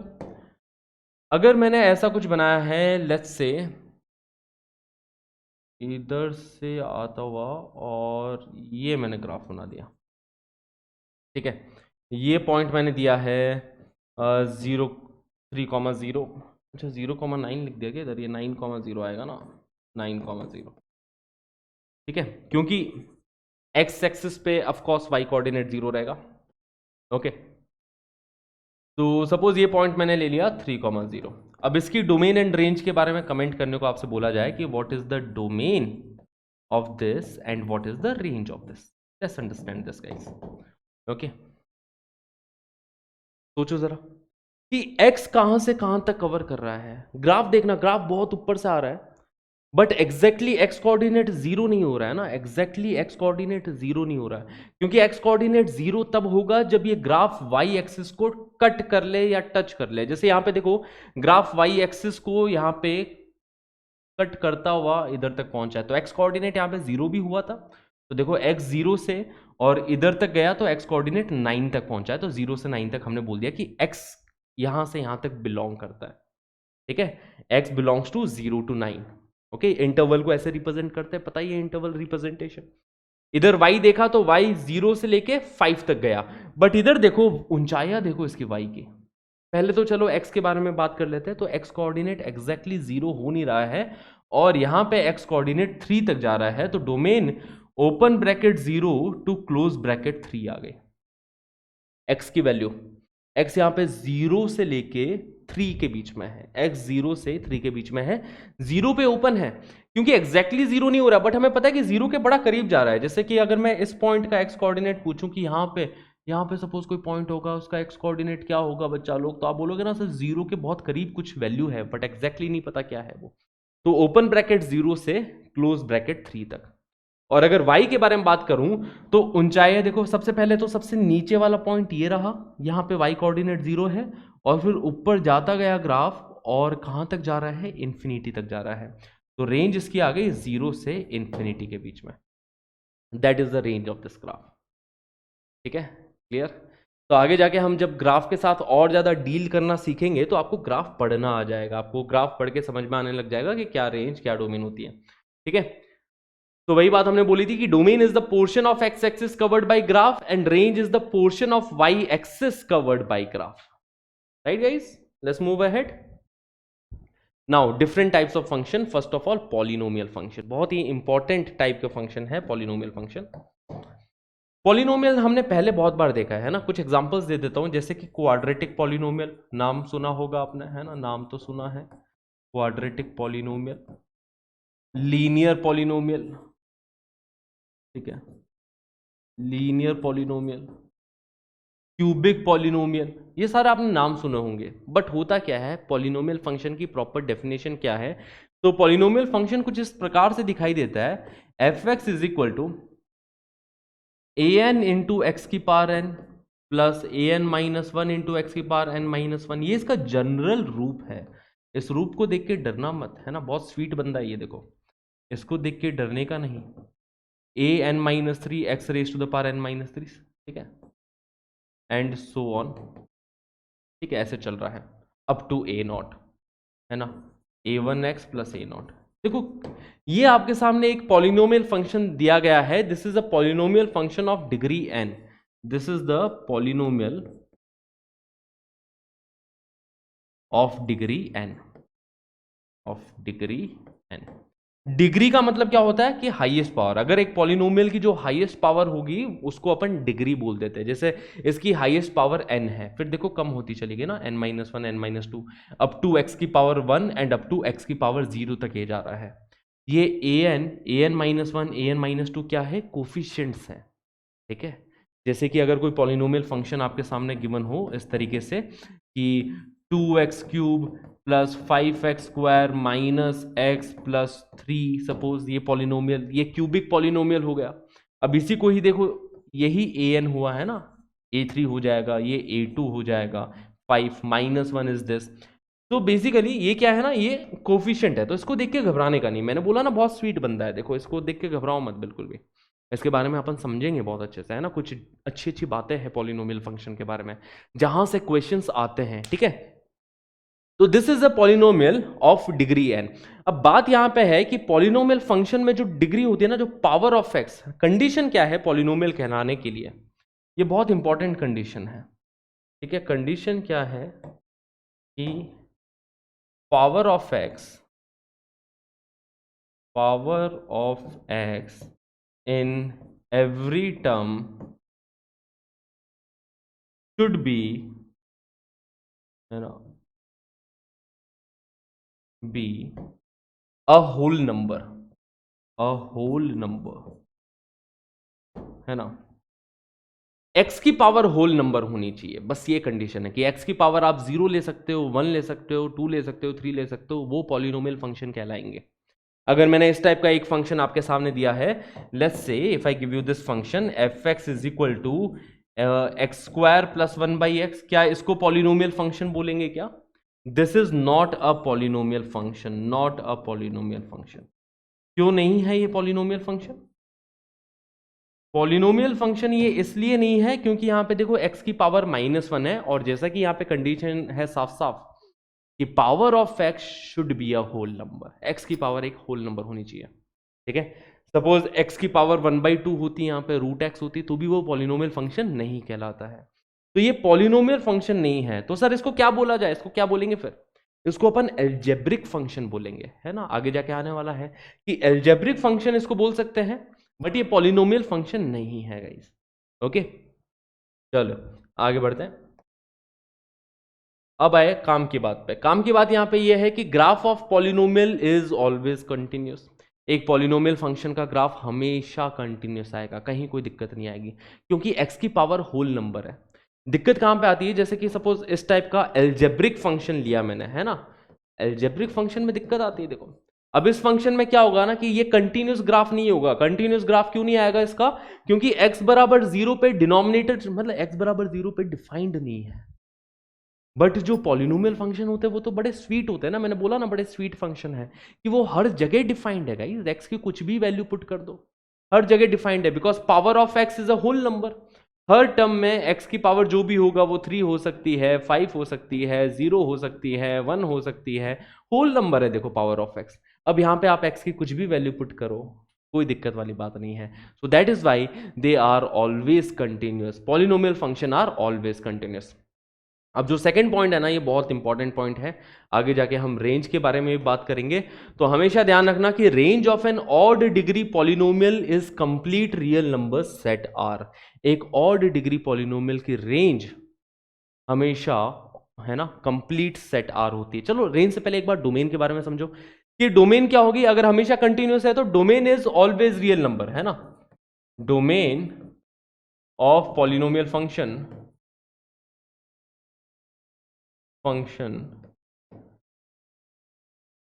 Is all real number. एक पॉलिनोमियल फंक्शन की डोमेन ऑल रियल नंबर होती है अनलेस अनटिल अगर मैंने ऐसे ही डिफाइन करके दिया है तुमको, जैसे अगर मैं ऐसे ही डिफाइन कर दूं, एक फंक्शन f डिफाइन कर दूं 2 से 5 से लेके कुछ 3 to 10, है ना, ऐसा डिफाइन कर दिया, क्वाड्रेटिक मैंने डिफाइन कर दिया। तो अब तो देखो ये मैंने खुद नहीं रिस्ट्रिक्ट कर दिया ना यार गाइस, समझ में आ रही बात है, ये तो मैंने खुद नहीं रिस्ट्रिक्ट कर दिया। बट अगर ये नहीं डिफाइन कर रखा है और आपके सामने ये फंक्शन देके बोल दिया जाए, एक क्वाड्रेटिक आपके सामने दे दी और पूछ लिया कि बताओ इस क्वाड्रेटिक की डोमेन क्या है, तो आप बोलोगे कि सर कुछ भी हो सकती है इसकी डोमेन, एक्स की कुछ भी वैल्यू पुट करो, कोई दिक्कत वाली बात नहीं है। तो जितने भी पॉलिनोमियल फंक्शन होते हैं जैसे कि quadratic, linear, cubic, by quadratic, degree 5, जो भी है ना पॉलिनोमियल फंक्शन है, उनकी डोमेन तो ऑल रियल नंबर होती है। एक्स की जगह कोई भी वैल्यू पुट कर दो, कोई दिक्कत वाली बात वहां पे नहीं है, ठीक है। एंड ऑड डिग्री पॉलिनोमियल जो होते हैं, ऑड डिग्री पॉलिनोमियल मतलब जैसे कि क्यूबिक हो गया जिसके अंदर हाईएस्ट पावर 3 हो गई, या डिग्री 5 पॉलिनोमियल हो गया, या फिर लीनियर पॉलिनोमियल हो गया, है ना। ऑड डिग्री पॉलिनोमियल में कौन कौन से आते हैं? ऑड डिग्री पॉलिनोमियल, कुछ एग्जांपल्स ले लेते हैं, जैसे कि example 1, f x is equal to 2x plus 3, मतलब y is equal to 2x plus 3, ये एक ऑड डिग्री पॉलिनोमियल है गाइस, ठीक है। ये लीनियर पॉलिनोमियल है ना, इसकी डिग्री क्या है? 1 है, इट्स डिग्री इज 1, ठीक है, इसकी डिग्री 1 है, तो ये लीनियर पॉलिनोमियल हो गया। और इसकी डोमेन तो हर रियल नंबर है, एक्स की जगह कुछ भी पुट करो। और इसकी रेंज के बारे में बात करें तो इसकी रेंज भी ऑल रियल नंबर है, मतलब ये माइनस इंफिनिटी से इंफिनिटी तक की हर वैल्यू अचीव कर सकता है, ठीक है। समझेंगे कैसे, और मैं कुछ एग्जांपल दे देता हूं, जैसे f x is equal to एक क्यूबिक हो गया, x cube plus 3x square plus 5x minus 1, ये क्यूबिक हो गया, इसकी डिग्री क्या हो गई? 3 हो गई बच्चा लोग, right. The degree of this polynomial is 3. So this is also an odd degree polynomial. Its range is also all real number. जबकि अगर मैं कोई भी even degree polynomial लेता हूं, even degree polynomial, ये सारी वैल्यूज अचीव नहीं कर पाएगा, ठीक है। इवन डिग्री पॉलिनोमियल की रेंज ऑल रियल नंबर नहीं होती है, जैसे कि कोई क्वाड्रेटिक हो गया ax square plus bx plus c। आपको पता है एक क्वाड्रेटिक की जो रेंज होती है या तो माइनस डी बाई 4a से इंफिनिटी, या माइनस, है ना, माइनस डी बाई 4a से इंफिनिटी, या फिर माइनस इंफिनिटी से माइनस डी बाई 4a। नहीं पता? चलिए इसके बारे में थोड़ा डिटेल में डिस्कस करते हैं, क्योंकि क्वाड्रेटिक की रेंज निकालना हमको बहुत अच्छे से आना चाहिए, बहुत इंपॉर्टेंट है कि हम लोग क्वाड्रेटिक की रेंज निकाल पाए, ठीक है। तो सबसे पहले तो लीनियर पॉलिनोमियल कुछ ग्राफ प्लॉट कर लेते हैं, ठीक है। जैसे y is equal to 2x plus 3 या f x is equal to 2x plus 3, ये एक लीनियर पॉलिनोमियल है, राइट, है ना, बिल्कुल है। अभी अभी मैंने बोला था इसकी रेंज क्या होगी? ऑल रियल नंबर होगी। कैसे होगी सर इसकी रेंज ऑल रियल नंबर? अगर आप ड्रॉ करते हो, इसको ड्रॉ करके देखो, है ना, खुद देखो, खुद पहचानो। इसको जब ड्रॉ करेंगे, x की जगह 0 रखा तो y की वैल्यू 3 आ गई, है ना, 0,3, एंड y की जगह 0 रखा, बेसिकली ये है y is equal to 2x plus 3। तो y की जगह 0 रखोगे तो x की वैल्यू -3/2 आएगी, मतलब ये कुछ ऐसी लाइन बनने वाली है। मान रहे हो मेरी बात कि सर ये ऐसी लाइन बनेगी? और ग्राफ देख के आप उसकी रेंज एंड डोमेन के बारे में कमेंट कर ही सकते हो, ठीक है। डोमेन देखो कहां से कहां तक ग्राफ है, कि सर बहुत पीछे तक जा रहा है ना, बहुत पीछे तक जाएगा और ये बहुत आगे तक जाएगा, यहाँ पे जगह नहीं है देखो, इसलिए मैं बना नहीं सकता, बाकी तो ये चलता चला जाएगा इस बोर्ड को क्रॉस करते हुए, ठीक है। क्लियर है इतनी बातें? तो ये इसका ग्राफ रहता है। और अगर y के बारे में देखोगे तो y भी देखो माइनस इंफिनिटी तक जा रहा है, एंड मैक्सिमम y की वैल्यू प्लस इंफिनिटी तक जा रही है, ठीक है। गहराइयां देखो कितना नीचे तक जा रहा है, बहुत नीचे तक जा रहा है सर, माइनस इंफिनिटी तक जाएगा। और देख भी सकते हैं जब x की वैल्यू अगर आप माइनस इंफिनिटी तक ले जाओगे, x की जगह -1 करोड़ रखो, y की बहुत नेगेटिव में वैल्यू आई, x की जगह पे -10,000 करोड़ रखो, समझ में आ रही बात है, y की बहुत ही छोटी नेगेटिव में वैल्यू आएगी। तो इसकी जो रेंज है, range is basically the values of y। So this is, है ना, this is N odd degree polynomial and it's range is all real number. अगर मैं अगला ऑड डिग्री पॉलिनोमियल का एग्जांपल लूं, जैसे क्यूबिक ले लिया, y इज इक्वल टू, अब मैं एक जनरल एग्जांपल से समझाने की कोशिश कर रहा हूं तुम्हें, ठीक है, कि ax cube plus b x square plus c x plus d. अब पहली बात तो सब लोग समझते हैं कि यहाँ पे x कोई भी रियल नंबर हो सकता है सर, x यहाँ पे कुछ भी पुट कर दो, कोई दिक्कत वाली बात नहीं। अब मैं आपको ये प्रूव करने वाला हूं y भी कोई भी रियल नंबर हो सकता है। y की वैल्यू प्लस इंफिनिटी तक जाएगी, y की वैल्यू माइनस इंफिनिटी तक जाएगी। कैसे जाएगी समझते हैं इस बात को, कि इसी चीज को मैं ऐसा लिख दूं, अगर मैंने एक्स क्यूब को कॉमन लिया तो इसी चीज को ऐसा लिखा जा सकता है a plus b by x plus c upon x square plus d upon x cube. Right बच्चा लोग, इसको अपन ने ऐसा लिख दिया। अब सोचो अगर मैं x को इन्फिनिटी की तरफ रवाना करता हूं तो y कहां जाएगा? अगर x इन्फिनिटी की तरफ जाएगा तो ये जीरो बन जाएगा, b अपॉन एक्स, सी अपॉन एक्स स्क्वायर भी जीरो बन जाएगा, डी अपॉन एक्स क्यूब भी जीरो बन जाएगा, है ना, क्योंकि डिनोमिनेटर में इन्फिनिटी बन रहा है। तो अगर x इन्फिनिटी को जाएगा तो ये बन गया, देखो y is equal to a x cube बचेगा ना।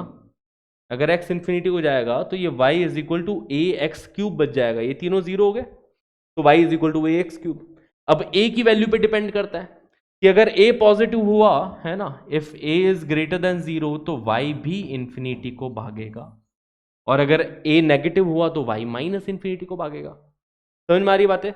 तो चलो अपन a को पॉजिटिव मान के चलते हैं थोड़ा सिंप्लिसिटी रखने के लिए, ठीक है। अगर मैं a को ग्रेटर देन जीरो बोल के चल रहा हूं तो जब x इंफिनिटी जाएगा तो y भी इंफिनिटी जा रहा है ना। चलिए दोनों ही केस ले लेते हैं ना, कि when a greater than zero, जब a ग्रेटर देन जीरो होगा एंड जब x इंफिनिटी जाएगा तो y भी इंफिनिटी की तरफ रवाना होगा, ठीक है। एंड x जब माइनस इंफिनिटी जाएगा, x माइनस इंफिनिटी जाएगा तो y भी माइनस इंफिनिटी वैल्यू अचीव करेगा, ठीक है। तो अगर एक क्यूबिक का ग्राफ देखोगे, a ग्रेटर देन जीरो वाली अगर क्यूबिक का ग्राफ देखोगे तो इसका ग्राफ कुछ इस तरीके से बनता है, देखो गाइस, है ना, देखो आसमान तक जाता है। जब x इंफिनिटी जाता है तो y भी इंफिनिटी तक जाएगा, और इसका ग्राफ कुछ ऐसा हो सकता है, ठीक है, इसका ग्राफ कुछ ऐसा हो सकता है। बट समझो जरा बात को, इंपॉर्टेंट बात यह है कि अगर a ग्रेटर देन जीरो होगा तो ये पाताल से उठ के आसमान तक ग्राफ जाएगा, मतलब माइनस इंफिनिटी से उठ के प्लस इंफिनिटी तक इसका ग्राफ जाएगा। और वहीं पे अगर a लेस देन जीरो होगा, अगर a लेस देन जीरो होगा तो इसका जो ग्राफ होने वाला है अब थोड़ा उल्टा हो जाएगा। अगर ये लीडिंग कोफिशिएंट नेगेटिव है ना, तो जब x इंफिनिटी जाएगा y माइनस इंफिनिटी को दौड़ेगा, है ना। जब x इंफिनिटी जाएगा तो y माइनस इंफिनिटी को दौड़ेगा, तो इसका जो ग्राफ होगा कुछ इस प्रकार से बनेगा गाइस, कुछ ऐसा बन सकता है ना। dy बाई डी एक्स कहीं पे जीरो आ भी सकता है, नहीं भी आ सकता। तो ये क्यूबिक के बारे में हम पोस्टमार्टम करेंगे आगे आने वाले चैप्टर्स में, जब एप्लीकेशन ऑफ डेरिवेटिव्स पढ़ेंगे तो वहां पे क्यूबिक के बारे में बहुत डिटेल में डिस्कस किया जाएगा। बट मेजर जो इंपॉर्टेंट पॉइंट यहां पे है वो ये है कि अगर ऑड डिग्री पॉलिनोमियल है, जैसे कि क्यूबिक हो गया, तो इसकी रेंज ऑल रियल नंबर होती है। एक लीनियर हो गया, इसकी रेंज ऑल रियल नंबर होगी। y की जो वैल्यू है ना, जमीन से उठ के आसमान तक गया है ना, पाताल से उठ के आसमान तक पहुंचा है, तो y की वैल्यू जो है वो सारी कवर कर रहा है माइनस इंफिनिटी से इंफिनिटी, है ना, ऑड डिग्री पॉलिनोमियल में। क्लियर? तो सर इवन डिग्री पॉलिनोमियल में क्या हो रहा है सर? अगर मैं एक इवन डिग्री पॉलिनोमियल लेता हूं y is equal to a x square plus b x plus c, इसके अंदर ऐसा नहीं होता है बच्चा लोग, इसके अंदर ऐसा नहीं होता है। ये कभी भी माइनस इंफिनिटी से इंफिनिटी तक की वैल्यू कवर ही नहीं कर पाएगा। क्यों नहीं कर पाएगा माइनस इंफिनिटी से इंफिनिटी तक की वैल्यू कवर? अब अगर मैं यहां से एक्स स्क्वायर कॉमन लेता हूं तो ये बनेगा a plus b upon x plus c upon x square, है ना, ऐसा बनेगा। अब सोचो अगर मैं x को प्लस इंफिनिटी पहुंचाता हूं तो y कहां को जाएगा, है ना, ये जीरो बन जाएगा, ये जीरो बन जाएगा। एक्स स्क्वायर अगर x प्लस इंफिनिटी गया तो y भी प्लस इंफिनिटी को भागेगा, ठीक है। और अगर x को माइनस इंफिनिटी लेके गया तो माइनस इंफिनिटी का स्क्वायर अभी भी y प्लस इंफिनिटी भाग रहा है। दिक्कत यहां पे आ गई ना, क्यूबिक में क्या हो रहा था कि x प्लस इंफिनिटी जा रहा था तो y plus infinity, x minus infinity जा रहा था तो y माइनस इंफिनिटी, मतलब वो पाताल से उठ के आसमान तक पहुंच रहा था इसका ग्राफ। बट यहां पे क्या हो रहा है ना कि अगर a ग्रेटर देन जीरो है ना, ये मैं a ग्रेटर देन जीरो का केस लेके चल लेता हूं, ए ग्रेटर देन जीरो है तो जब x प्लस इंफिनिटी जा रहा है तो y भी प्लस इंफिनिटी भाग रहा है, और जब x माइनस इंफिनिटी जा रहा है तब भी y प्लस इंफिनिटी भाग रहा है। इसलिए इसका ग्राफ कुछ ऐसा बनता है पैराबोलिक। अगर a ग्रेटर देन जीरो है तो अपवर्ड पैराबोला बनता है। क्यों बनता है इसका ग्राफ अपवर्ड पैराबोला? कि देखो जब x प्लस इंफिनिटी तब भी ये आसमान में जा रहा है, देखो आसमान से ही उतरा है ना, ये आसमान से परी आई है और आसमान में ही चली गई। क्वाड्रेटिक का ग्राफ ऐसा बनता है, इसलिए ये एक अपवर्ड पैराबोला बन जाएगा अगर a ग्रेटर देन जीरो। वहीं पे अगर a लेस देन जीरो हुआ, अगर a लेस देन जीरो हुआ तो कहानी ये हो जाएगी फिर उस केस में कि आपने फिर से एक्स स्क्वायर को कॉमन लिया, एक्स स्क्वायर को कॉमन लिया तो ये बन रहा है a plus b by x plus c by x square. कहानी समझे क्या कि अगर a नेगेटिव हुआ ये तो जीरो हो जाएगा, ये भी जीरो हो जाएगा अगर x प्लस इंफिनिटी भागता है तो। अगर x को मैं बहुत बड़ा नंबर रखता हूं प्लस इंफिनिटी तो ये जीरो हो गया, ये जीरो हो गया, ये इंफिनिटी का स्क्वायर बन रहा है और वो नेगेटिव नंबर से मल्टीप्लाई होके y माइनस इंफिनिटी को दौड़ेगा, ठीक है। और अगर x को माइनस इंफिनिटी रखा तब भी कोई फर्क नहीं पड़ा, क्योंकि माइनस इंफिनिटी का square into a negative number फिर से y माइनस इंफिनिटी ही दौड़ रहा है। तो इसकी शुरुआत भी देखो पाताल से हुई, पहुंचा भी वापस पाताल में, है ना, एकदम नेगेटिव y माइनस इंफिनिटी से जाके माइनस इंफिनिटी पे पहुंचा। तो इसीलिए जब a ग्रेटर देन जीरो होता है तो एक अपवर्ड पैराबोला होता है, a लेस देन जीरो होता है तो एक डाउनवर्ड पैराबोला हमें देखने को मिलता है। That is the reason behind it. तो इसलिए हम बोलते हैं कि अगर एक इवन डिग्री पॉलिनोमियल है तो उसकी रेंज ऑल रियल नंबर हो ही नहीं सकती है। ऑल रियल नंबर तो तब होती ना उसकी रेंज जब वो जमीन से उठ के आसमान तक जाता, तो उसने सारे रियल नंबर अचीव कर लिया। अब ये तो देखो आसमान से ही उतरा, आसमान में चला गया, कैसे? अभी बहुत सारे और नीचे गहराइयां तो इसने छुई नहीं सारी, है ना। ऑड डिग्री पॉलिनोमियल बोल रहा है कि भैया मेरी गहराई तुमसे कम है तो मेरा आसमान भी तुमसे ऊंचा होगा, ठीक है। इवन डिग्री पॉलिनोमियल ऐसा नहीं बोल पा रहा है, ठीक है। इवन डिग्री पॉलिनोमियल या तो उसने ऊंचाइयां छुई है या फिर गहराइयां छुई है ना। तो इसलिए इसकी रेंज जो होती है इवन डिग्री पॉलिनोमियल की वो ऑल रियल नंबर कभी नहीं होती। तो ये 2 पॉइंट्स थे गाइस, ठीक है। बहुत ज्यादा डिटेलिंग में निकल गया मैं। Range of an even degree polynomial is never R, समझ जाना बातों को। Polynomial with leading coefficient 1 are called as monic polynomial. Monic polynomial किनको बोलते हैं? जिनका लीडिंग कोफिशिएंट 1 होता है, तो उस टाइप के पॉलिनोमियल को हम लोग मोनिक पॉलिनोमियल बोलते हैं। आगे बढ़ा जाए, क्लियर है? रेंज याद हो गई। और डिग्री पॉलिनोमियल की क्या होती है, इवन डिग्री पॉलिनोमियल की क्या होती है रेंज? बहुत सही, बहुत सही। चलो लेट्स मूव अहेड। हाँ जी, अच्छा इसके ऊपर प्रॉपर्टी पे आते हैं। अच्छा क्वाड्रेटिक के बारे में पता है ना, क्वाड्रेटिक का मैं थोड़ा सा ज्ञान देना चाहूंगा यहीं पे ही। क्वाड्रेटिक का ज्ञान, क्वाड्रेटिक का ज्ञान जो कि आगे जाके देखो काम आएगा। तो इसलिए मैं सोच रहा हूँ कि क्यों ना यहाँ पे क्वाड्रेटिक का हल्का फुल्का ज्ञान दे दिया जाए कि अगर a ग्रेटर देन जीरो होता है, अगर कोई क्वाड्रेटिक मैंने ली है y is equal to a x square plus b x plus c. अब आपको समझ में आ रहा है कि a ग्रेटर देन जीरो होगा तो अपवर्ड पैराबोला मिलेगा, और अगर a लेस देन जीरो होगा तो एक डाउनवर्ड पैराबोला मिलेगा। ये बात तो मैंने प्रूव कर दी थी सिंपल लॉजिक से, x को इन्फिनिटी माइनस इन्फिनिटी पहुंचा के हमने ये बात डिस्कस कर ली है।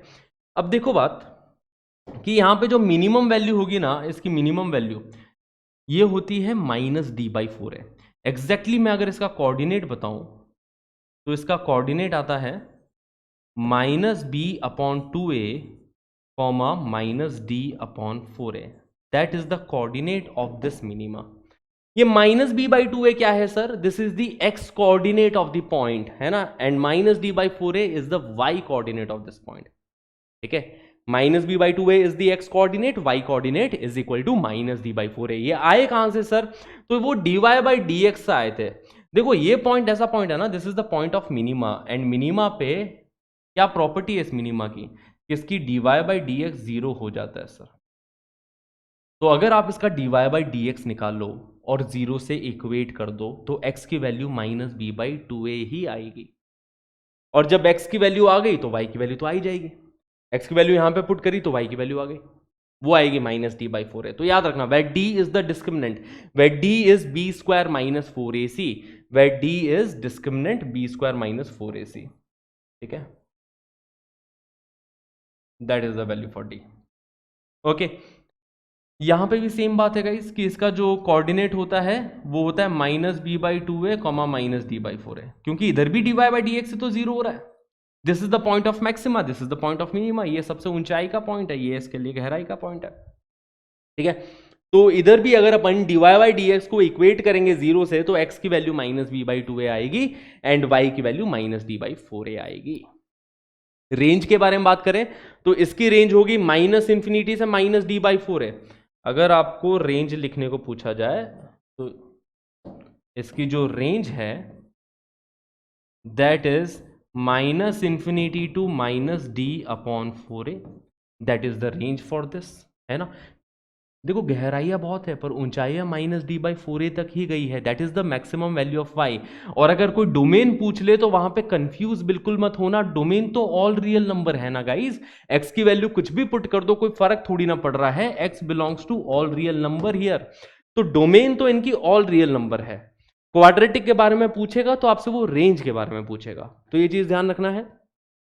और अगर इसकी रेंज देखी जाए तो minimum value minus d by four है, मैक्सिमम वैल्यू प्लस इंफिनिटी, तो इधर लिख देते हैं range of this is minus d by four a to infinity, that is the range of this. तो फर्क देख रहे हो यहां पे क्या है इन दोनों में, ये माइनस इंफिनिटी से माइनस डी बाई फोर है, ये माइनस डी बाई फोर ए से plus infinity, that is the range of these quadratic. Okay, let's move ahead. Range में जब बात करेंगे ना तो मैं इस पे और बहुत सारे क्वेश्चन करवाने वाला हूँ ना. क्वाड्रेटिक में देखो बहुत इंटरेस्टिंग क्वेश्चन हो जाता है. जैसे इस टाइप के क्वेश्चन आ गए कि अगर आपको इस टाइप का पॉलिनोमियल दे दिया तब तो आप इजीली रेंज निकाल लोगे ना, x square plus two x plus three, find range, इसकी रेंज बहुत इजीली निकाल लोगे आप लोग, ठीक है. बट अगर यहीं पे ऐसा दे दिया f x is equal to cos square x minus two cos x plus five. अब एक क्वाड्रेटिक तो गिवन है आपके सामने बट वो cos x के टर्म्स में गिवन है, क्वाड्रेटिक आपको sin x के टर्म्स में गिवन हो सकती है ना, sine square x minus three sine x plus two, इस टाइप की क्वाड्रेटिक गिवन हो सकती है. उसके अंदर आपसे रेंज के बारे में चर्चा कर सकता है कि बताओ इसकी रेंज क्या होगी. तो रेंज के ऊपर मैं अलग से क्लास लूंगा गाइज, है ना, रेंज के ऊपर एक पूरा लेक्चर मैंने आगे प्लान किया है, तो वहाँ पे सारे टाइप के क्वेश्चन हम लोग डिस्कस करेंगे, ठीक है. तो अभी मैं भटकना नहीं चाहता, जो मैं पढ़ाना चाहता हूँ तुम्हें आज, ठीक है. तो चलिए एक इंपॉर्टेंट बात इधर समझ लेते हैं. इंपॉर्टेंट प्रॉपर्टी होती है एक पॉलिनोमियल फंक्शन की, इसे बोलते हैं फंक्शनल इक्वेशन. ये जो इक्वेशन गिवन है ना आपके सामने, this equation is known as a functional equation which is f x into f of one by x is equal to F of x plus f of one by x, that is a functional equation where x is not equal to zero, ठीक है. तो if a polynomial function satisfying this, देखो अगर बोल दिया कि एक polynomial function इसको सेटिस्फाई कर रहा है, then there are only four type of polynomial function, है ना, then there are only four types of polynomial function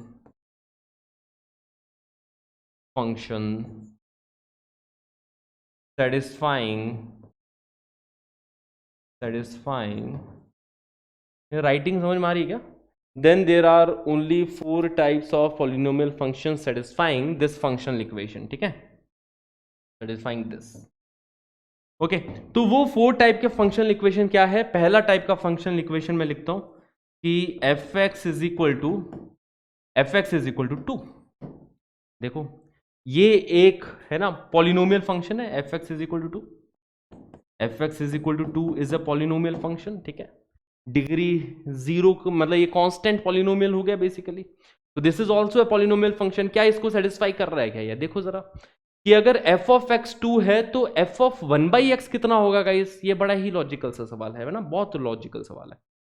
यहाँ पे कई बच्चे फैल जाते हैं. अगर मैंने एफ ऑफ एक्स टू दिया है और F of one by x पूछ लेता हूँ तो ज्यादातर बच्चे बोल देते हैं सर वन बाई टू होगा. कुछ टफ पूछो सर, है ना, कुछ टफ पूछो, है ना. उस टाइप के क्वेश्चन होते हैं ना, जैसे कई बार पूछ लिया जाता है कि यहाँ जब आप 10 साल के थे तब आपका छोटा भाई 5 साल का था, तो जब आप 20 साल के होंगे तो आपका छोटा भाई कितने साल का होगा, ठीक है. तो बहुत बच्चे इसका गलत आंसर दे देते हैं, ठीक है। तो वैसी गलती ना करें ना, ये थोड़ी अपन गलती कर लेते हैं, ठीक है। तो एफ एक्स अगर 2 है तो एफ ऑफ 1/x भी 2 होगा ना, क्योंकि कांस्टेंट फंक्शन है। एक्स की जगह कुछ भी पुट करो, एक्स की जगह मैं कुछ भी पुट करूं, आउटपुट तो फिक्स है, कांस्टेंट फंक्शन है। तो एफ ऑफ एक्स अगर 2 है तो एफ ऑफ 1/x भी 2 होगा। तो 2 इंटू 2 इज इक्वल टू 2 प्लस 2, 2 इंटू 2 4 हो गया, 2 प्लस 2 भी 4 होगा। तो एक तो ये अपने पास फंक्शन हो गया जो कि इसको सेटिस्फाई कर रहा है, ठीक है, F x is equal to 2। दूसरा फंक्शन जो कि इसको सेटिस्फाई कर रहा है वो है constant function f x is equal to 0, ये भी इसको सेटिस्फाई कर रहा है, क्योंकि अगर एफ एक्स 0 है तो एफ ऑफ 1/x भी तो 0 होगा, है ना। ये कांस्टेंट फंक्शन हो गया बेसिकली। यहाँ पे इनपुट कुछ भी पुट करो एक्स की जगह पे, 2 3 4 0.5 1/2 कुछ भी पुट करो, आउटपुट तो 0 है गाइस। तो अगर एफ ऑफ एक्स 0 है, एफ ऑफ 1/x भी 0 होगा। तो 0 into 0 is equal to 0 plus 0 कर रहा है भैया, सेटिस्फाई पूरा अच्छे से कर रहा है। तो दो तो ये हो गए, बट ये कुछ इंपॉर्टेंट नहीं है। सवाल बनते हैं तीसरे और चौथे से, ये दो है गाइस। तो यहां से सवाल आता है कि ये दो फंक्शन, ये दो पॉलिनोमियल है। क्या है पॉलिनोमियल? कि ऐसे दो पॉलिनोमियल है ना, ये है हमारे करण अर्जुन, ठीक है। ये जो दो पॉलिनोमियल लिखने वाला हूं, ये दोनों पॉलिनोमियल भी इस फंक्शनल इक्वेशन को सेटिस्फाई करते हैं, ठीक है। इन दोनों के अलावा बस यही एग्जिस्ट करता है। सवाल जो बनते हैं वो यहीं से ही बनते हैं गाइस। तो वो दो कौन है, कौन है भैया वो दो? तो वो है 1 प्लस एक्स की power n and 1 minus x की पावर n, ठीक है। 1 plus x raise to the power n इस फंक्शनल इक्वेशन को सेटिस्फाई करेगा। मैं बताऊंगा नहीं कैसे, क्योंकि देखो वो उसमें टाइम वेस्ट हो जाएगा। क्योंकि एफ ऑफ 1/x की वैल्यू निकाली, एफ ऑफ 1/x की वैल्यू आ गई 1 प्लस 1/x की पावर n, और आप जब एफ ऑफ 1/x की वैल्यू यहाँ पे पुट कर दोगे तो आप खुद देख पाओगे कि ऐसा होता है। बट मैं तुम्हें भी ये एडवाइस करूंगा कि गाइस टाइम वेस्ट ना करें, ठीक है, याद करें, ठीक है। कुछ चीज़ें याद करने के लिए होती है, कुछ चीज़ें समझने के लिए होती है। जहाँ पे समझना ज़रूरी है वहाँ पे मैं समझाऊंगा बहुत डिटेल में, और जहाँ पे याद करना ज़रूरी है मैं बोल दूंगा कि बेटा इसको रट लेना, याद कर लेना कि ये दोनों पॉलिनोमियल ऐसे हैं जो कि इस फंक्शनल इक्वेशन को सेटिस्फाई कर रहे हैं, which is 1 plus x raise to the power n and 1 minus x raise to the power n। These two satisfies this functional equation. अब इसके ऊपर कई बार पास्ट ईयर में क्वेश्चन पूछे गए हैं, क्वेश्चन देखते कैसे, ठीक है। तो f x is a polynomial function satisfying this, आ गई अपने पास जान पहचान की functional equation. And f of 3 is equal to -80, ठीक है। तो मतलब ये दोनों तो नहीं है ना, पहले दूसरे समझ में आ रहा है, क्योंकि अगर एफ ऑफ 3 2 होता तो समझ में आता कि ये दोनों है, ठीक है। तो ये दोनों तो नहीं है। एफ ऑफ 3 की वैल्यू कितनी आ रही है? -80 आ रही है। अगर एफ ऑफ 3 की वैल्यू -80 आ रही है तो हमारा जो फंक्शन है जो कि इसको सेटिस्फाई कर सकता है, हो सकता है वो फंक्शन 1 प्लस एक्स की पावर n हो, है ना। हो सकता है वो फंक्शन 1 माइनस एक्स की पावर n हो। कौन सा होगा इन दोनों में से? चलिए चेक कर लेते। गिवन है f of 3 is equal to -80, मतलब x की जगह पे जब 3 पुट कर रहे हैं ना, एफ ऑफ x की जगह पे 3 पुट करना है गाइस, n की जगह पे मत कर देना, ठीक है, x की जगह पे करना है अपने को 3 पुट। तो जब x की जगह पे 3 पुट कर रहे हैं एफ ऑफ 3, तो ये बन रहा है 1 प्लस 3 की पावर n। यहां पे अगर x की जगह 3 पुट करोगे तो क्या बनेगा? 1 माइनस 3 की power n, okay. And f of 3 की वैल्यू क्या दे रखी है? -80 दे रखी है। तो -80 is equal to 1 plus 3 raise to the power n। तो इधर से 3 raise to the power n की वैल्यू कितनी आ गई गाइस? 1 उस साइड जाएगा तो 3 raise to the power n is -81, जो हो नहीं सकता, ठीक है, पॉसिबल नहीं है। ऐसी कोई n की वैल्यू नहीं है जिसके लिए, है ना, अगर एक पॉजिटिव नंबर है उसको किसी पावर पे रेज कर रहे हो तो आंसर पॉजिटिव ही आएगा। अब positive number raise to the power, अब पावर चाहे नेगेटिव ले लो तो भी आंसर पॉजिटिव आएगा ना। पावर को -4 ले लूंगा तो 3 की पावर -4 क्या -81 होता है? क्या नहीं होता ना। पॉजिटिव वैल्यू आती है, क्या आती है? 1/81 आती है। तो पावर अगर नेगेटिव हो तो भी पॉजिटिव ही मिलने वाला है, ठीक है। तो इसका तो कोई सॉल्यूशन नहीं है ना। यहाँ पे तो n की वैल्यू मिलेगी नहीं, कोई भी वैल्यू ऑफ n नहीं मिलेगी, मतलब ये वाला तो हमारा नहीं है। यहां से देखो जरा ध्यान से, f of 3 is equal to 1 minus 3 raise to the power n, f of 3 की वैल्यू पुट करी which is -80, -80 is equal to 1 minus 3 raise to the power n, so the value of 3 raise to the power n is equal to 81, इसकी value 81 आ गई। तो इधर से हमें n की value मिल रही है, क्या मिल रही है guys, n is equal to 4। तो n इज इक्वल टू 4 मिल गया। तो हमारा जो फंक्शनल इक्वेशन है, आर फंक्शनल इक्वेशन इज, मतलब हमारा जो पॉलिनोमियल फंक्शन है that is f x is equal to 1 minus x raise to the power 3, ठीक है ना, 1 minus x raise to the power 3। Okay बच्चा लोग, सॉरी 3 क्या 4 है ना यार, ओके माई बैड, इधर लिख देता हूँ मैं थोड़ा नीचे। तो f x is equal to 1 minus x raise to the power 4 है ना, n की जगह पे 4 रखोगे तो f x is equal to 1 minus x raise to the power 4। ये हमारा पॉलिनोमियल फंक्शन आ गया जो कि इसको सेटिस्फाई कर रहा है, इस गिवन कंडीशन को सेटिस्फाई कर रहा है। अब पूछा गया वैल्यू एफ ऑफ -2 की, तो x की जगह -2 पुट करोगे तो f of -2 is equal to 1 minus -2 raise to the power 4 है ना, ऐसा बनेगा 1 minus -2 raise to the power 4। तो ये 1 माइनस कितना बन रहा है, -2 की पावर 4 तो +16 हो जाएगा, ठीक है। तो 1 minus 16 which is -15, that is our answer for the question. Okay, simple, clear है। चलिए, तो ये चीज हमें याद रखना है। ये देखो बहुत ही अच्छा सा सवाल है, फैक्टर थ्योरम का क्वेश्चन है, क्योंकि जब पॉलिनोमियल की बात चल रही है और हम फैक्टर थ्योरम को याद ना करें तो ये बहुत गलत बात हो जाएगी। पॉलिनोमियल जहां जहां आया है वहां पे फैक्टर थ्योरम भी आई है। फैक्टर थ्योरम क्या बोलती है, फैक्टर थ्योरम सिंपल सा एक स्टेटमेंट है फैक्टर थ्योरम का कि अगर एफ ऑफ 3 0 है तो x माइनस 3 फैक्टर होगा, फैक्टर होगा पॉलिनोमियल का, ठीक है। याद है क्या, कभी देखा है ना। अगर एफ ऑफ 3 0 है तो x माइनस 3 एक फैक्टर होने वाला है इस पॉलिनोमियल का। अगर एफ ऑफ 4 0 है तो x माइनस 4 फैक्टर होने वाला है। अगर एफ ऑफ -3 0 है तो x प्लस 3 फैक्टर होगा पॉलिनोमियल का। अगर एफ ऑफ -3 की वैल्यू 0 है ना तो x प्लस 3 फैक्टर होने वाला है उस पॉलिनोमियल का। तो this is the factor theorem, जो कि बहुत ऑब्वियस सी और लॉजिकल सी थ्योरम है कि अगर सपोज मैंने एक पॉलिनोमियल दिया है F x is equal to x square minus 4x plus 3, इसके फैक्टर्स मैंने ढूंढे। फैक्टर्स क्या क्या आ रहे हैं इसके, x minus 3 into x minus 1 factor आ रहे हैं। अब देख रहे हो ना कि एफ ऑफ 3 0 है, देख पा रहे हो, x की जगह 3 रखा तो 0 बन जाएगा, एफ ऑफ 3 0 है तो x माइनस 3 फैक्टर होगा, है भी, है ना, x माइनस 3 फैक्टर होगा जो है भी यहाँ पे, ठीक है। तो ये एक पॉलिनोमियल है, ये क्वाड्रेटिक पॉलिनोमियल है। तो अगर कोई भी पॉलिनोमियल है ना, अगर मुझे ये पता लग जाए कि वो पॉलिनोमियल कहाँ कहाँ जीरो है, पॉलिनोमियल निकालने का तरीका क्या होता है ना, कैसे निकालें एक पॉलिनोमियल के बारे में, है ना, कैसे पता करें कि वो पॉलिनोमियल क्या होने वाला है। तो अगर मुझे ये बता दे उस पॉलिनोमियल की डिग्री क्या है, पहली चीज तो मुझे उसकी डिग्री पता चल जाए। डिग्री ये पता होना बहुत जरूरी है, क्योंकि डिग्री से मैं ये गेस कर सकता हूं कि वो पॉलिनोमियल के कितने फैक्टर्स होने वाले हैं, ठीक है।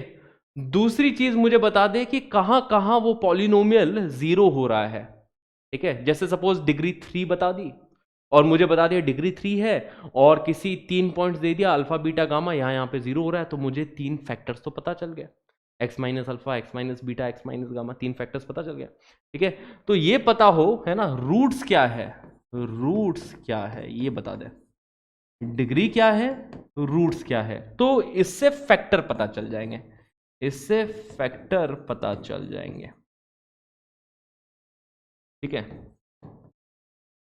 इससे फैक्टर पता चल जाएंगे। बहुत अच्छी बात है। फिर क्या करना है सर, तो मतलब हो गया, पॉलिनोमियल मिल गया क्या सर हमें, इतना करने पे क्या पॉलिनोमियल मिल जाएगा, नहीं, अभी भी एक चीज फंस रही है, वो है लीडिंग कोफिशिएंट, वो है लीडिंग कोफिशिएंट। ये भी पता लगाना, ये भी देना जरूरी है, या तो लीडिंग कोफिशिएंट दे दे या फिर उस पॉलिनोमियल के बारे में एक और इंफॉर्मेशन मुझे प्रदान कर दे। जैसे कि एक क्वेश्चन लेता हूं मैं, सबसे पहले एक सिंपल सा सवाल लेते हैं कि क्वाड्रेटिक पॉलिनोमियल, क्वाड्रेटिक या फिर क्यूबिक ले लेते हैं ना, cubic polynomial f x is such that f of 1 is equal to 0, f of 3 is equal to 0, f of 5 is equal to 0 and f of 0 is equal to 2। ठीक है, ये मेरे को दे दिया। देन फाइंड एफ एक्स, है ना, then find F x. ये मुझे 4 इंफॉर्मेशन दे दी उसके बारे में, और 4 इंफॉर्मेशन देनी भी चाहिए, समझ रहे हो ना बातों को। 4 इंफॉर्मेशन क्यों देनी चाहिए सर? 4 इंफॉर्मेशन दी है, क्यों दी है 4 इंफॉर्मेशन? जरूरत है इन 4 इंफॉर्मेशन की, क्योंकि अगर आप किसी क्यूबिक को इमेजिन करो ना, एक क्यूबिक पॉलिनोमियल इमेजिन करोगे तो ऐसा करोगे ना, a x cube plus b x square plus c x plus d, ऐसे ही तो आप किसी क्यूबिक पॉलिनोमियल को देखोगे। इसमें अननोन कितने हैं? अननोन 4 है, ए बी सी डी, तो 4 इंफॉर्मेशन की जरूरत है, और दी भी है 4 इंफॉर्मेशन। तो एक तो तरीका ये हो गया कि अपन ने पुट किया, x की जगह पहले 1 पुट किया, 0 के इक्वेट कर दिया, है ना, तो 4 इक्वेशन बन जाएगी। चारों इक्वेशन को सॉल्व करके चारों ए बी सी डी के बारे में बता दो। एक तो ये तरीका हो गया, ये थोड़ा लेंदी मेथड चला जाएगा, समझ पा रहे हो। दूसरा तरीका आता है फैक्टर थ्योरम से। फैक्टर थ्योरम से क्या तरीका आता है गाइस?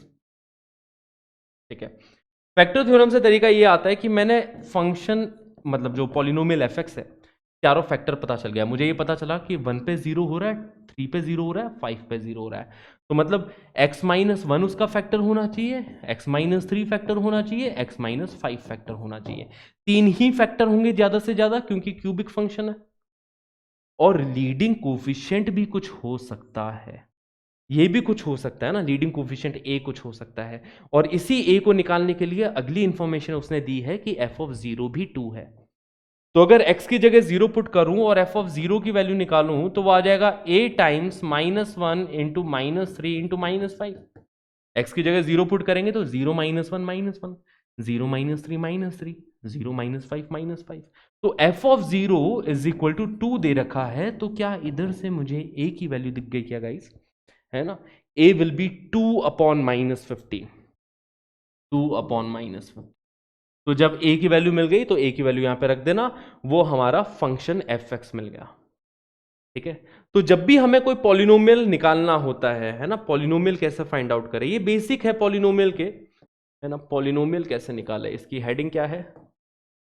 पॉलिनोमियल कैसे निकाले। सवालों में कुछ इंफॉर्मेशन दे रखी होगी, उससे पॉलिनोमियल कैसे निकाले, तो इसके बारे में कुछ बेसिक बातें की। सबसे पहले, हाँ जी, सबसे पहले डिग्री पता होनी चाहिए, फिर क्या, रूट्स क्या है ये पता होना चाहिए कि कहां कहां पे वो पॉलिनोमियल 0 हो रहा है। तीसरी चीज क्या, लीडिंग कोफिशिएंट या तो पता हो या फिर लीडिंग कोफिशिएंट के बारे में कुछ इंफॉर्मेशन गिवन हो। हाँ जी,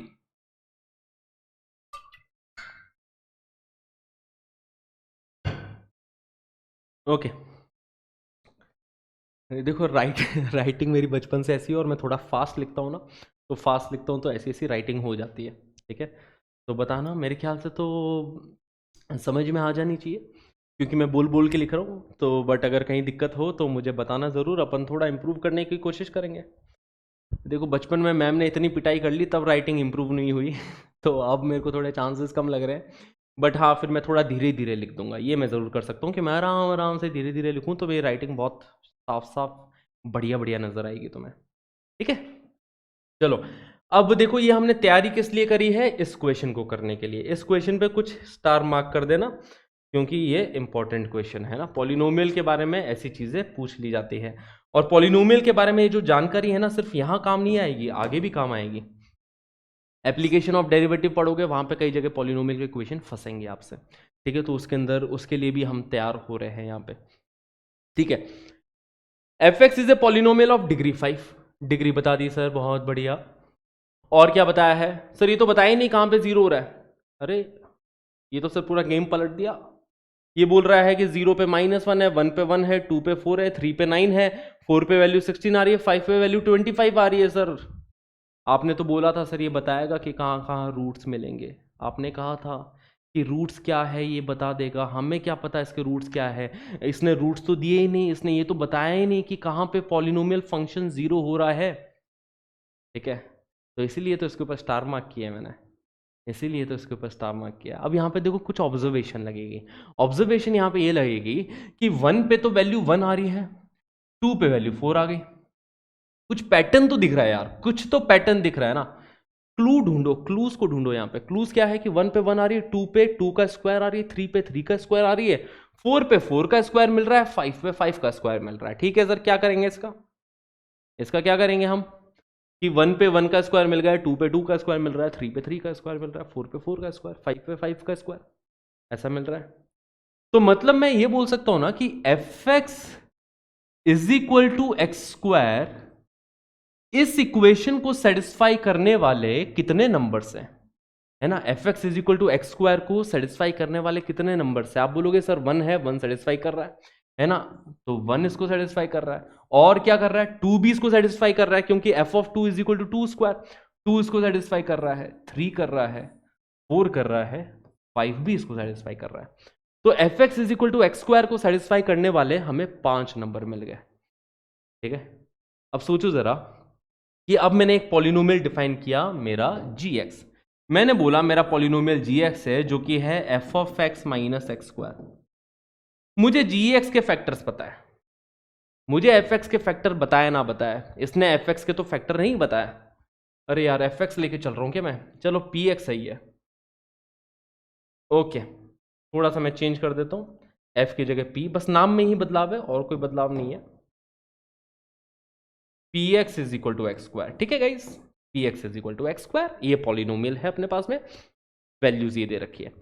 तो मैंने बोला कि मैं P x minus x square, P x minus x square, ये एक पॉलिनोमियल मैंने जी एक्स डिफाइन कर दिया। मुझे पी एक्स के तो फैक्टर नहीं पता, but P x minus x square के फैक्टर पता है। मुझे ये जरूर पता है कि p x minus x square कब कब जीरो हो रहा है, मुझे इसके रूट्स पता है। पता है कि नहीं पता, P x minus x square के रूट्स पता है कि नहीं पता। हाँ जी सर पता है, p x minus x square के रूट्स क्या है, 1 2 3 4 5 है।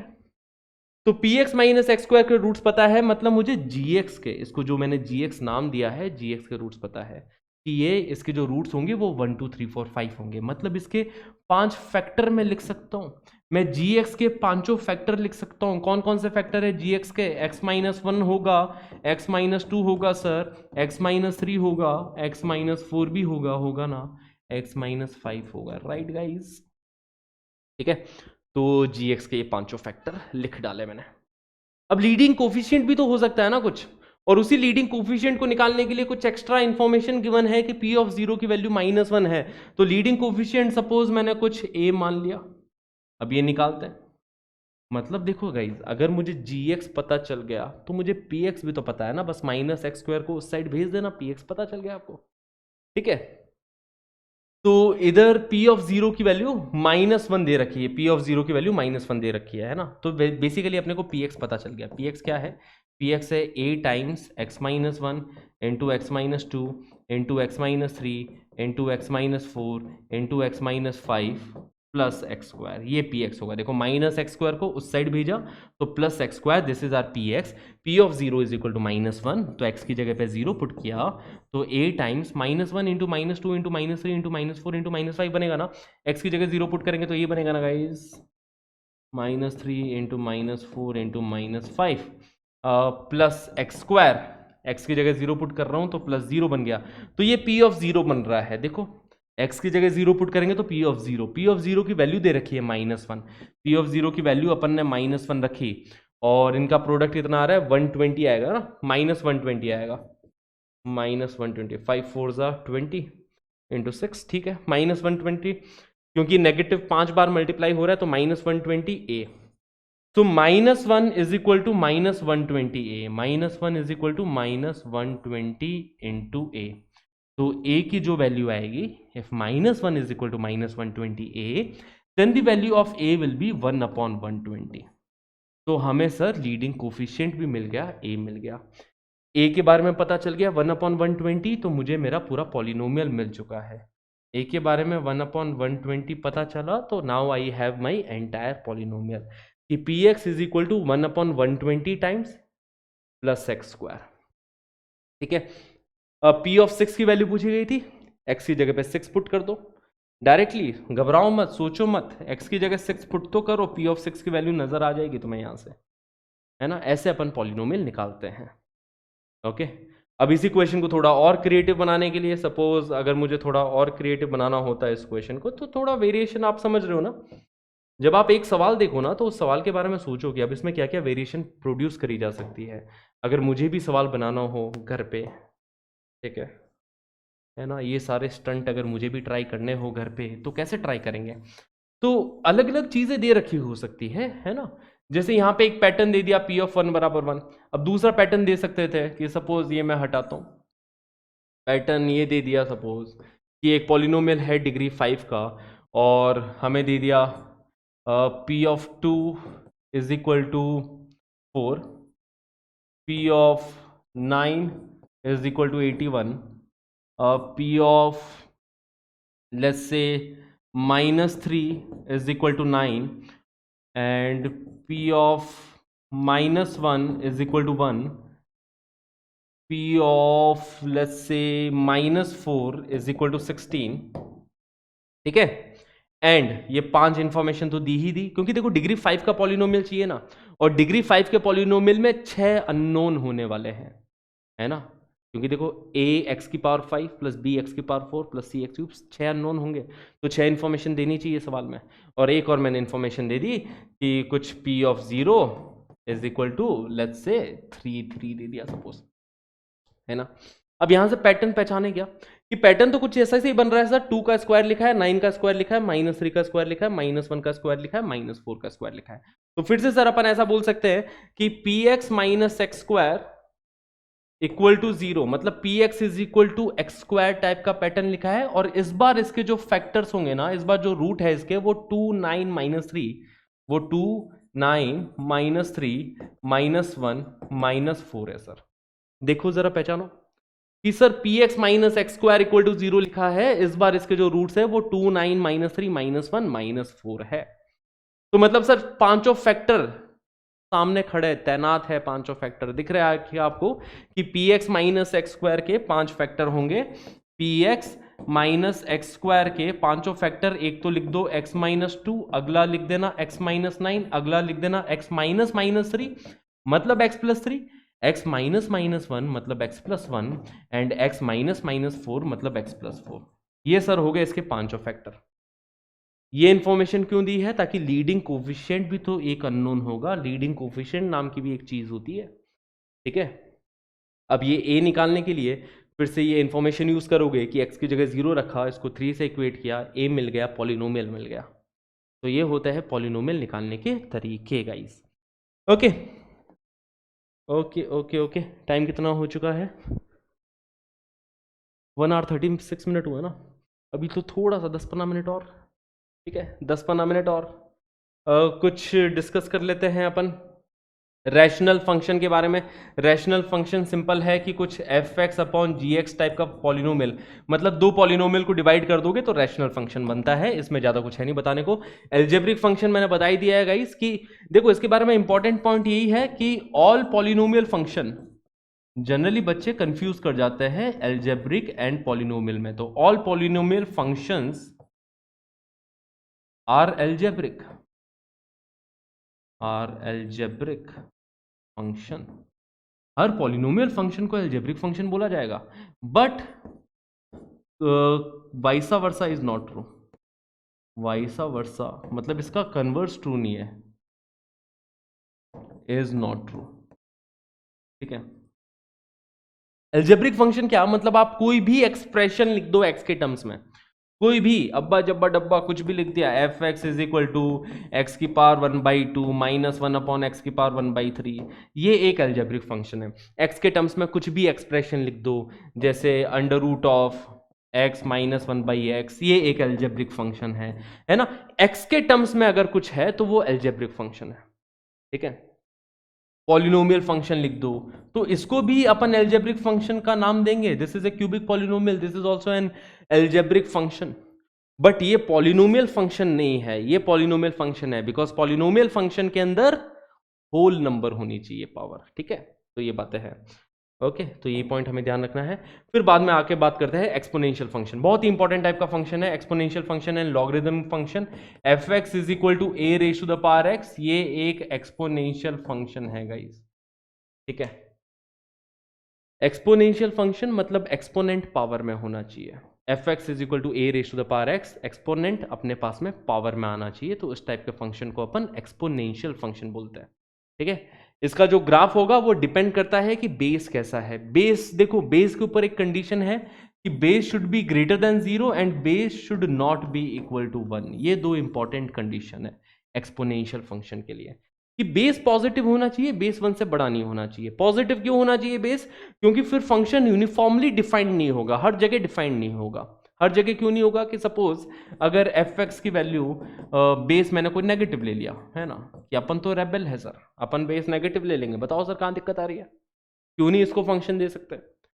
इसको क्या कई जगह पे काटना पड़ेगा। फिर काटना कैसे? कि देखो एक्स की जगह 1/2 नहीं आ सकता, एक्स की जगह 1/4 नहीं आ सकता, मतलब कुछ भी समथिंग अपॉन इवन नहीं आ सकता एक्स की जगह पे। बहुत सारी जगह ऐसी होगी जिसको हमें ग्राफ से निकालना पड़ेगा, काटना पड़ेगा जगह जगह पे। ठीक है, ऐसे धब्बे धब्बे बन जाएंगे ग्राफ पे। तो समझ रहे हो बातों को कि ए ग्रेटर देन 0 होना चाहिए, बेस 1 नहीं होना चाहिए, क्योंकि बेस 1 हो गया तो कांस्टेंट ही हो जाएगा। अब दो अलग अलग प्रकार के इसके अंदर पैटर्न बनते हैं कि अगर बेस ग्रेटर देन 1 है तो पैटर्न अलग बनेगा, बेस लेस देन 1 है तो पैटर्न अलग बनेगा। ठीक है, दोनों में अलग अलग प्रकार के पैटर्न होते हैं। ग्रेटर देन 1 है तो एक इंक्रीजिंग टाइप का पैटर्न बनेगा, लेस देन 1 है तो डिक्रीजिंग टाइप का पैटर्न बनेगा। जैसे कि दिखा देता हूं तुम्हें कि देखो, है ना, अगर बेस ग्रेटर देन 1 है गाइस, ठीक है, अगर बेस ग्रेटर देन 1 है तो एक इंक्रीजिंग टाइप का पैटर्न बनने वाला, ऐसा इंक्रीजिंग टाइप का पैटर्न, है ना। बाबा जी खुद आए हैं हमें सिखाने के लिए। ठीक है, अगर बेस लेस देन 1 है, बेस लेस देन 1 है तो एक डिक्रीजिंग टाइप का पैटर्न बनेगा गाइस, ऐसा सा पैटर्न बनेगा। ठीक है, तो यहां पे प्रॉपर ग्राफ बना देते हैं अपन कि ये एक्स एक्सिस, ये वाई एक्सिस। अगर बेस ग्रेटर देन 1 है तो इंक्रीजिंग, क्यों? क्योंकि देखो y is equal to a raise to the power x. अगर आप x को बढ़ाओगे, है ना, बेस अगर 1 से बड़ा नंबर लिया, सपोज 2 ले लिया मैंने, ठीक है, एग्जांपल ले लेते हैं y इज इक्वल टू 2 की पावर x। वैसे 1 से बड़ा तो मैं बेस 1.1 भी ले सकता था, 1.2 भी ले सकता था, बट 2 देखने में ज्यादा ही आसान लग रहा है तुम्हें भी। ठीक है, तो इसलिए y is equal to 2 raise to the power x ले लिया। अब इसका जो पैटर्न बनेगा ना, पैटर्न कुछ ऐसा बनेगा कि देखो x की जगह 0 रखूंगा तो y की वैल्यू 1 आएगी, तो 0,1 से तो ये पास करेगा ही करेगा। x की जगह 0 पुट किया तो y की वैल्यू 1 आने वाली है, तो 0,1 से तो ये पास करेगा ही करेगा गाइस। ठीक है, और जैसे जैसे x बढ़ाओगे y भी इंक्रीज होगा। x को 2 रखा, y 4 बन जाएगा, x3 y 9 x4 y 16, तो x बढ़ेगा y भी बढ़ेगा। और जब x को डिक्रीज करोगे, मतलब x की वैल्यू नेगेटिव में रखोगे -1, देखो x की वैल्यू -1 रखी तो y की वैल्यू 1/2 आएगी बचा लो, y की वैल्यू नेगेटिव नहीं आएगी, y नेगेटिव नहीं होगा। y is equal to 2 raise to the power x में y नेगेटिव नहीं होगा। अगर x की वैल्यू -1 रख रहे हो तो y की वैल्यू 1/2 आ जाएगी ना, 2 की पावर -1। x की वैल्यू -2 रख रहे हो तो y की वैल्यू 1/4 आ जाएगी ना, 2 की पावर -2 इज 1/4। ठीक है, 1/4 हो गई। x की वैल्यू -3, 1/8, मतलब समझ रहे हो, x की वैल्यू -इंफिनिटी रखोगे तो y 0 को अप्रोच करेगा। तो मतलब इसका जो ग्राफ है ना वो कुछ इस प्रकार का बनेगा, जमीन को टच नहीं करेगा बस। ठीक है, बाकी एकदम बाबा जी ने सेम ग्राफ बनाया, बस इतना सा फर्क है कि ये ग्राफ जमीन को टच नहीं कर रहा है, हल्का सा हवा के अंदर है। ठीक है, क्योंकि y एग्जैक्टली 0 नहीं हो पा रहा है, y is not exactly equal to 0, तो ये चीज हमें ध्यान रखनी है गाइस। ठीक है, y एग्जैक्टली 0 क्यों नहीं है? बिकॉज देखो x माइनस इंफिनिटी अप्रोच कर रहे हैं, and minus infinity is just an idea, it is not an exact number, it is just an idea कि x की वैल्यू मैंने इतनी छोटी रखी, जैसे -1000 करोड़ रख दी है ना, बहुत आइडिया है, एक डायरेक्शन है माइनस इंफिनिटी, कि वहां चलते चले गए उस डायरेक्शन में, तो जो y होगा ना वो 0 को अप्रोच करता हुआ दिखाई देगा। कि when x approaching towards minus infinity, तो ये क्या बन रहा है, y इज इक्वल टू 2 की पावर -इंफिनिटी टाइप बनेगा, and 2 raise to the power -infinity is basically 1/2 raise to the power infinity, and 1/2 raise to the power infinity is 0, है ना। तो ये 0 को अप्रोच करेगा बेसिकली। ठीक है, एग्जैक्ट 0 नहीं होगा, क्योंकि एग्जैक्ट इंफिनिटी भी नहीं होगा, है ना, infinity is just an idea. तो अपन ऐसा बोलते हैं कि कहीं मतलब बिल्कुल आप चलते ही चले गए, कहीं इनफाइनाइट दूर चले गए, तो वहां पे जाके ये y एक्सिस को, मतलब जो कर्व है वो x एक्सिस को टच करेगा, कहीं बहुत ही आगे जाके, बहुत आगे जाके। अब कितना आगे? ठीक है, तो वो तो मतलब एक इमेजिनेशन है, तो समझ में आ रही है। चलो इसके बारे में ज्यादा बातें ना करते हुए मैं ये बता देता हूँ कि 0 से इन्फिनिटी इस तरीके का ग्राफ बनेगा। बस ये फोटो इसलिए ताकि आपको याद हो जाए, ठीक है।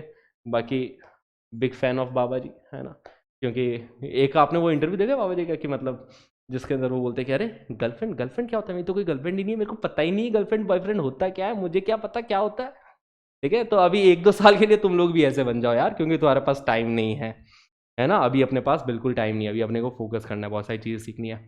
ओके नाउ अगर बेस 1 से छोटा हुआ, जैसे कि y is equal to 0.5 raise to the power x ले लेते हैं, y is equal to 0.5 raise to the power x, तो इसका जो पैटर्न बनेगा वो एक डिक्रीजिंग सा पैटर्न बनता हुआ हमको दिखाई देगा, है ना। तो एक डिक्रीजिंग सा pattern, x axis y axis, okay. x is equal to 0 पे अभी भी y 1 है, x 0 होने पे y तो 1 आ रहा है, बट अब क्या होगा ना कि जब x बढ़ेगा ना तो y कम होता चला जाएगा, मतलब x इन्फिनिटी लेके जाओगे तो y 0 को जाएगा, है ना। x इज इक्वल टू 1 पे y 0.5 आएगा, x इज इक्वल टू 2 पे y 0.25 हो गया, मतलब और छोटा होता चला गया, देखो। और जब x इन्फिनिटी को अप्रोच करेगा तो y 0 को अप्रोच करेगा, ठीक है। यहां पे ये फंडा है। और x को नेगेटिव में रखोगे तो फिर अपने को 1 से बड़ी वैल्यू रखेगी मिलेगी, है ना, जैसे 1/0.5। x को -1 रखोगे तो y की वैल्यू आ रही है 1/0.5 विच इज बेसिकली 2। तो x को जब नेगेटिव में रखोगे तो वैल्यू ऐसे बढ़ती हुई दिखाई देगी। तो इस टाइप का अपने को ग्राफ दिखाई दे रहा है। ओके गाइस, ऐसा अपने को ग्राफ दिखाई देगा। This is the graph of y is equal to 0.5 की power x। Okay, very simple, बहुत बढ़िया। y is equal to 0.5 raised to the power x. This is the graph for that. So basically there are two nature of these graph. If a is greater than 1, then we have an increasing nature, and if a is less than 1, basically if the base is less than 1 and greater than 0, we have a decreasing nature.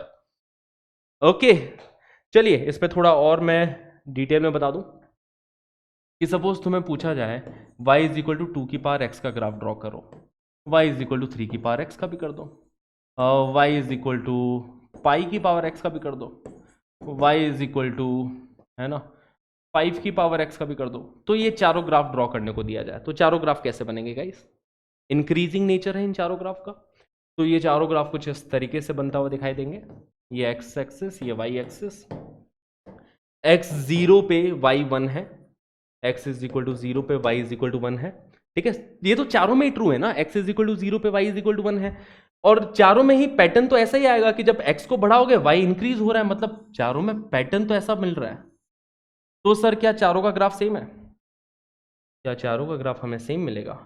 Same नहीं है, थोड़ा सा फर्क है। Pattern अपने को एक standard ऐसा मिलेगा कि ऐसा सा पैटर्न है कि जब x माइनस इन्फिनिटी जाएगा तो y 0 को जाएगा, है ना। चारों में यही पैटर्न है कि जब x माइनस इन्फिनिटी जाएगा y 0 को जाएगा, ठीक है। ओके, नाउ 2 की पावर x का ग्राफ, 3 की पावर x का ग्राफ, पाई की पावर x का ग्राफ, 5 की पावर x का ग्राफ, इन चारों को हमें ड्रॉ करना है। तो अगर सपोज मैं इसको 5 की पावर x का ग्राफ बोलता हूं, है ना, if this is the graph of 5 raise to the power x, then the graph of pi raise to the power x will be like this, वो उसके जस्ट नीचे होगा, है ना। ये हो जाएगा graph pi raise to the power x का। समझ पा रहे हो ना? क्यों? क्योंकि देखो एक पर्टिकुलर वैल्यू ऑफ x पे 5 की पावर x का ग्राफ पाई की पावर x से ऊपर होने वाला है ना। सपोज x को वैल्यू 2 रखा तुमने, तो ये बताओ 5 स्क्वायर बड़ा होगा कि पाई का स्क्वायर बड़ा होगा? ऑफकोर्स 5 का स्क्वायर बड़ा होगा, है ना। 3 की पावर x का वो ग्राफ देखोगे तो 3 की पावर x थोड़ा और नीचे चला जाएगा, ठीक है। 3 raise to the power x graph थोड़ा और इनके नीचे चला गया, ये देखो ये 3 raise to the power x का ग्राफ बन गया। 2 raise to the power x अगर आप देखोगे तो वो थोड़ा और नीचे चला जाएगा, ठीक है। बट पैटर्न ये है और चारों 0,1 से पास कर रहे हैं, ये है पॉइंट जहां पे सब मिल रहे हैं। 2 raise to the power x अगर आप देखोगे तो कुछ ऐसा सा बनेगा, y is equal to 2 raise to the power x। x minus infinity पे सभी 0 को जा रहे हैं। बस यहां पे देखो कि इधर जब आप x की वैल्यू 2 रख रहे हो तो सबसे कम वैल्यू y की ये आ रही है ना, सबसे नीचे वाला पॉइंट ये हो गया, फिर 3 का स्क्वायर, फिर पाई का स्क्वायर, फिर 5 का स्क्वायर।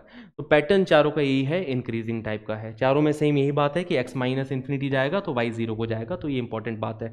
तो अगर रेंज के बारे में कोई पूछे आपसे तो रेंज इसकी बताना 0 से इन्फिनिटी। रेंज इन चारों की गाइज, इन चारों की रेंज 0 से इन्फिनिटी, राइट। जहां पे जीरो पे ओपन ब्रैकेट आने वाला है, एग्जैक्ट जीरो नहीं हो रही है, वाई की वैल्यू जीरो को अप्रोच कर रही है, तो जीरो पे ओपन ब्रैकेट रहेगा, रेंज इसकी रहेगी जीरो से इंफिनिटी तक की। ओके, चलिए लेट्स मूव फॉरवर्ड। और वहीं पे अगर मैं ग्राफ ड्रॉ करूं 0.5 की पावर एक्स, चलो समझ गए ना बातों को, कि इनका जो ग्राफ होगा अगर a लेस देन 1 होगा तो ग्राफ डिक्रीजिंग नेचर का आएगा if a is less than 1। तो ये बातें अपन रिपीटेटिव हो जाएगी, तो आगे बढ़ते हैं। ठीक है, कुछ properties, value of exponential function area always positive है ना, तो जैसे एक्सपोनेंशियल फंक्शन है, वैल्यू ऑफ एरिया नहीं आर है यार ये, ठीक है, तो value of exponential functions are always positive. Exponential function के अंदर हम जो बेस लेते हैं, पहले ही हमने बात कर ली थी कि भैया बेस को पॉजिटिव लेना है, तो बेस पॉजिटिव ले रहे हैं, अब पावर कुछ भी रख दो, है ना, बेस को 2 ले लिया सपोज, अब पावर x की वैल्यू नेगेटिव रखो कि पॉजिटिव रखो, ये तो हमेशा पॉजिटिव होगा। तो हमेशा ध्यान रखें ये जितने भी एक्सपोनेंशियल फंक्शन है, यार exponential function and polynomial function में फर्क समझ रहे हो ना, जैसे अगर एक्स स्क्वायर लिखा है तो ये पॉलिनोमियल फंक्शन है, 2 की पावर x लिखा है तो ये एक्सपोनेंशियल फंक्शन है। बेसिकली एक्सपोनेंशियल फंक्शन में जो पावर होती है ना, जो वेरिएबल होता है, that is the power. Polynomial function में वेरिएबल पावर नहीं है, पावर तो कांस्टेंट है पॉलिनोमियल में। तो एक्स स्क्वायर एंड 2 की पावर x अलग अलग फंक्शन है guys, this is a polynomial function, this is an exponential function. Okay, तो value of exponential functions are always positive. अगर मैं बोल रहा हूं कि a की power x and a raise to the power y they are same, then it implies that x बराबर y होना चाहिए, तभी जाके इनकी वैल्यू सेम आएगी। a raise to the power x and a raise to the power y, अगर base same है तो पावर्स भी इक्वल होनी चाहिए, ठीक है, बेसिक सी बात। इनइक्वालिटी में बात करें तो अगर a raise to the power x is greater than और equal to a raise to the power y, तो डिपेंड करता है बेस कैसा है ना। जैसे सपोज अगर मैं बोलता हूं 2 की पावर 3, 2 की पावर 4, कौन सा बड़ा होगा, ठीक है, और अगर मैं बोलूं 0.2 की पावर 3 एंड 0.2 की पावर 4, इन दोनों में कौन बड़ा है, ठीक है, 2 raise to the power 3 and 2 raise to the power 4 में तो ये बड़ा होगा, 2 रेज़ टू द पावर 4 बड़ा होगा, क्यों, क्योंकि इसका बेस ग्रेटर देन 1 है।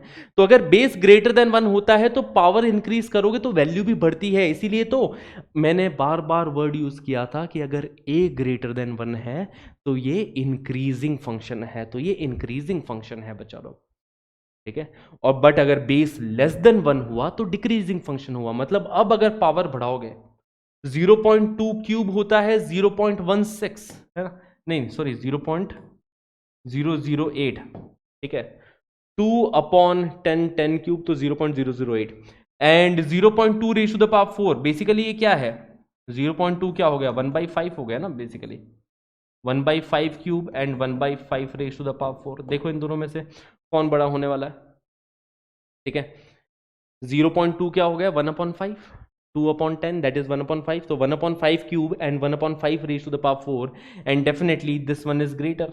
डिनोमिनेटर में यहाँ पे 5 क्यूब है, यहाँ पे डिनोमिनेटर में 5 रेज़ टू द पावर 4 है, तो इन दोनों में ये वाला बड़ा होगा। तो बात ये है कि अगर a raise to the power x greater than और equal to a raise to the power y बोल रखा है, ये इनइक्वालिटी गिवन है, तो यहाँ पे x एंड y के बारे में क्या कमेंट करोगे आप, तो वो इस तरीके से कमेंट किया जाता है कि भैया बेस पे डिपेंड करेगा, कि अगर बेस ग्रेटर देन 1 है तो x भी ग्रेटर देन और इक्वल टू y होना चाहिए, अगर बेस ग्रेटर देन 1 है तो x भी ग्रेटर देन और इक्वल टू y होना चाहिए। बट अगर base less than 1 and greater than 0 हुआ, अगर बेस 0 से 1 के बीच में है, अगर बेस 0 से 1 के बीच में है तो इसका उल्टा होगा, तो इस केस में x will be less than और इक्वल टू y, क्योंकि अगर बेस 0 से 1 के बीच में हुआ तो डिक्रीजिंग फंक्शन हो जाएगा, जो भी होगा उल्टा होगा इसमें, ठीक है। जैसे कि अगर मैं पूछूं कि 0.2 की power x is greater than और इक्वल टू 0.2 की पावर y, बताओ x और y में क्या रिश्ता है, तो कौन सी पावर बड़ी है गाइस, तो x इज लेस देन और इक्वल टू y, x जो होगा वो लेस देन और इक्वल टू y होने वाला है। क्या क्लियर है इतनी बातें, ठीक है। अब इसके ऊपर एक बहुत ही इंपॉर्टेंट प्रॉपर्टी आती है, most important property, f of x plus y is equal to f x into f of y. So this is a functional equation, और इस फंक्शनल इक्वेशन को सेटिस्फाई करता है हमारा प्यारा एक्सपोनेंशियल फंक्शन, कि exponential function f x is equal to a raise to the power x satisfies this functional equation. देख सकते हो कि a की पावर x प्लस वाई है ना, a raise to the power x plus y is equal to a raise to the power x into a raise to the power y. सही बात है guys, right. a raise to the power x plus y is equal to a raise to the power x into a raise to the power y. तो ये अगर functional equation दे रखी है कि f of x plus y is equal to f of x into f of y, so exponential function इसको satisfy करेगा। ठीक है, एक्सपोनेंशियल फंक्शन इसको सेटिस्फाई करेगा। F x is equal to a raise to the power x लेके चलना है। Past year में कई बार क्वेश्चन पूछे, बार बार जेई ने इसके ऊपर क्वेश्चन पूछे पास्ट ईयर में। ठीक है, तो एक्सपोनेंशियल फंक्शन के बारे में नेक्स्ट क्लास में और चर्चा होगी। जेई मेंस 2020 का ये क्वेश्चन है which I am giving you guys as a homework. देखो f of x plus y is equal to f x into f of y दे रखा है, एंड समीशन x बराबर 1 to infinity f of x is equal to 2 दे रखा है। तो जब भी आपके सामने ये गिवन हो ना, तो अपना फंक्शन मान लेना a raise to the power x, बस शुरू हो जाओ, बस अब शुरू हो जाओ, क्वेश्चन आगे तुम्हारे ऊपर। ठीक है, नेक्स्ट क्लास में करेंगे इस क्वेश्चन को, ये मान के शुरू हो जाना, उसके बाद में आगे का क्वेश्चन तुम्हारे ऊपर। तो गाइज इसी के साथ समाप्त करते हैं फिर आज का सेशन, क्या बोलते हो? हाँ, तो आई होप आप सबको मज़ा आया होगा आज के सेशन में। आई होप आपको ये क्लास पसंद आई होगी। नेक्स्ट क्लास में फिर कंटिन्यू करेंगे फंक्शंस के बारे में। अभी फंक्शंस में हमें और बहुत सारी चीज़ें सीखनी है। एक्सपोनेंशियल फंक्शन हो चुका है, नेक्स्ट क्लास में लॉगरिथमिक फंक्शन के बारे में डिटेल में डिस्कस करेंगे। फिर greatest integer, fractional part function, उनकी प्रॉपर्टीज, फिर डोमेन, फिर रेंज, फिर टाइप्स ऑफ फंक्शन आएंगे। ठीक है, कि 1 1 मैनी 1 ऑन 2 इन 2, इसके बारे में डिटेल में डिस्कस करेंगे। तो अभी बहुत कुछ है फंक्शन में, और फंक्शन बहुत ही इंपॉर्टेंट है। ठीक है, आगे जाके पूरी कैलकुलस का बेस बनाएगा। तो अगर आपको फंक्शन अच्छे से नहीं आता है तो बिल्कुल डिटेल में ये सारे वीडियोस ज़रूर देखिएगा। And thank you so much everybody for being a part of this session, and see you in the next session. Practice करते रहे, प्रिपरेशन करते रहे। Thank you everybody, see you all in the next one. Till then take care, tata, bye bye, have a great day.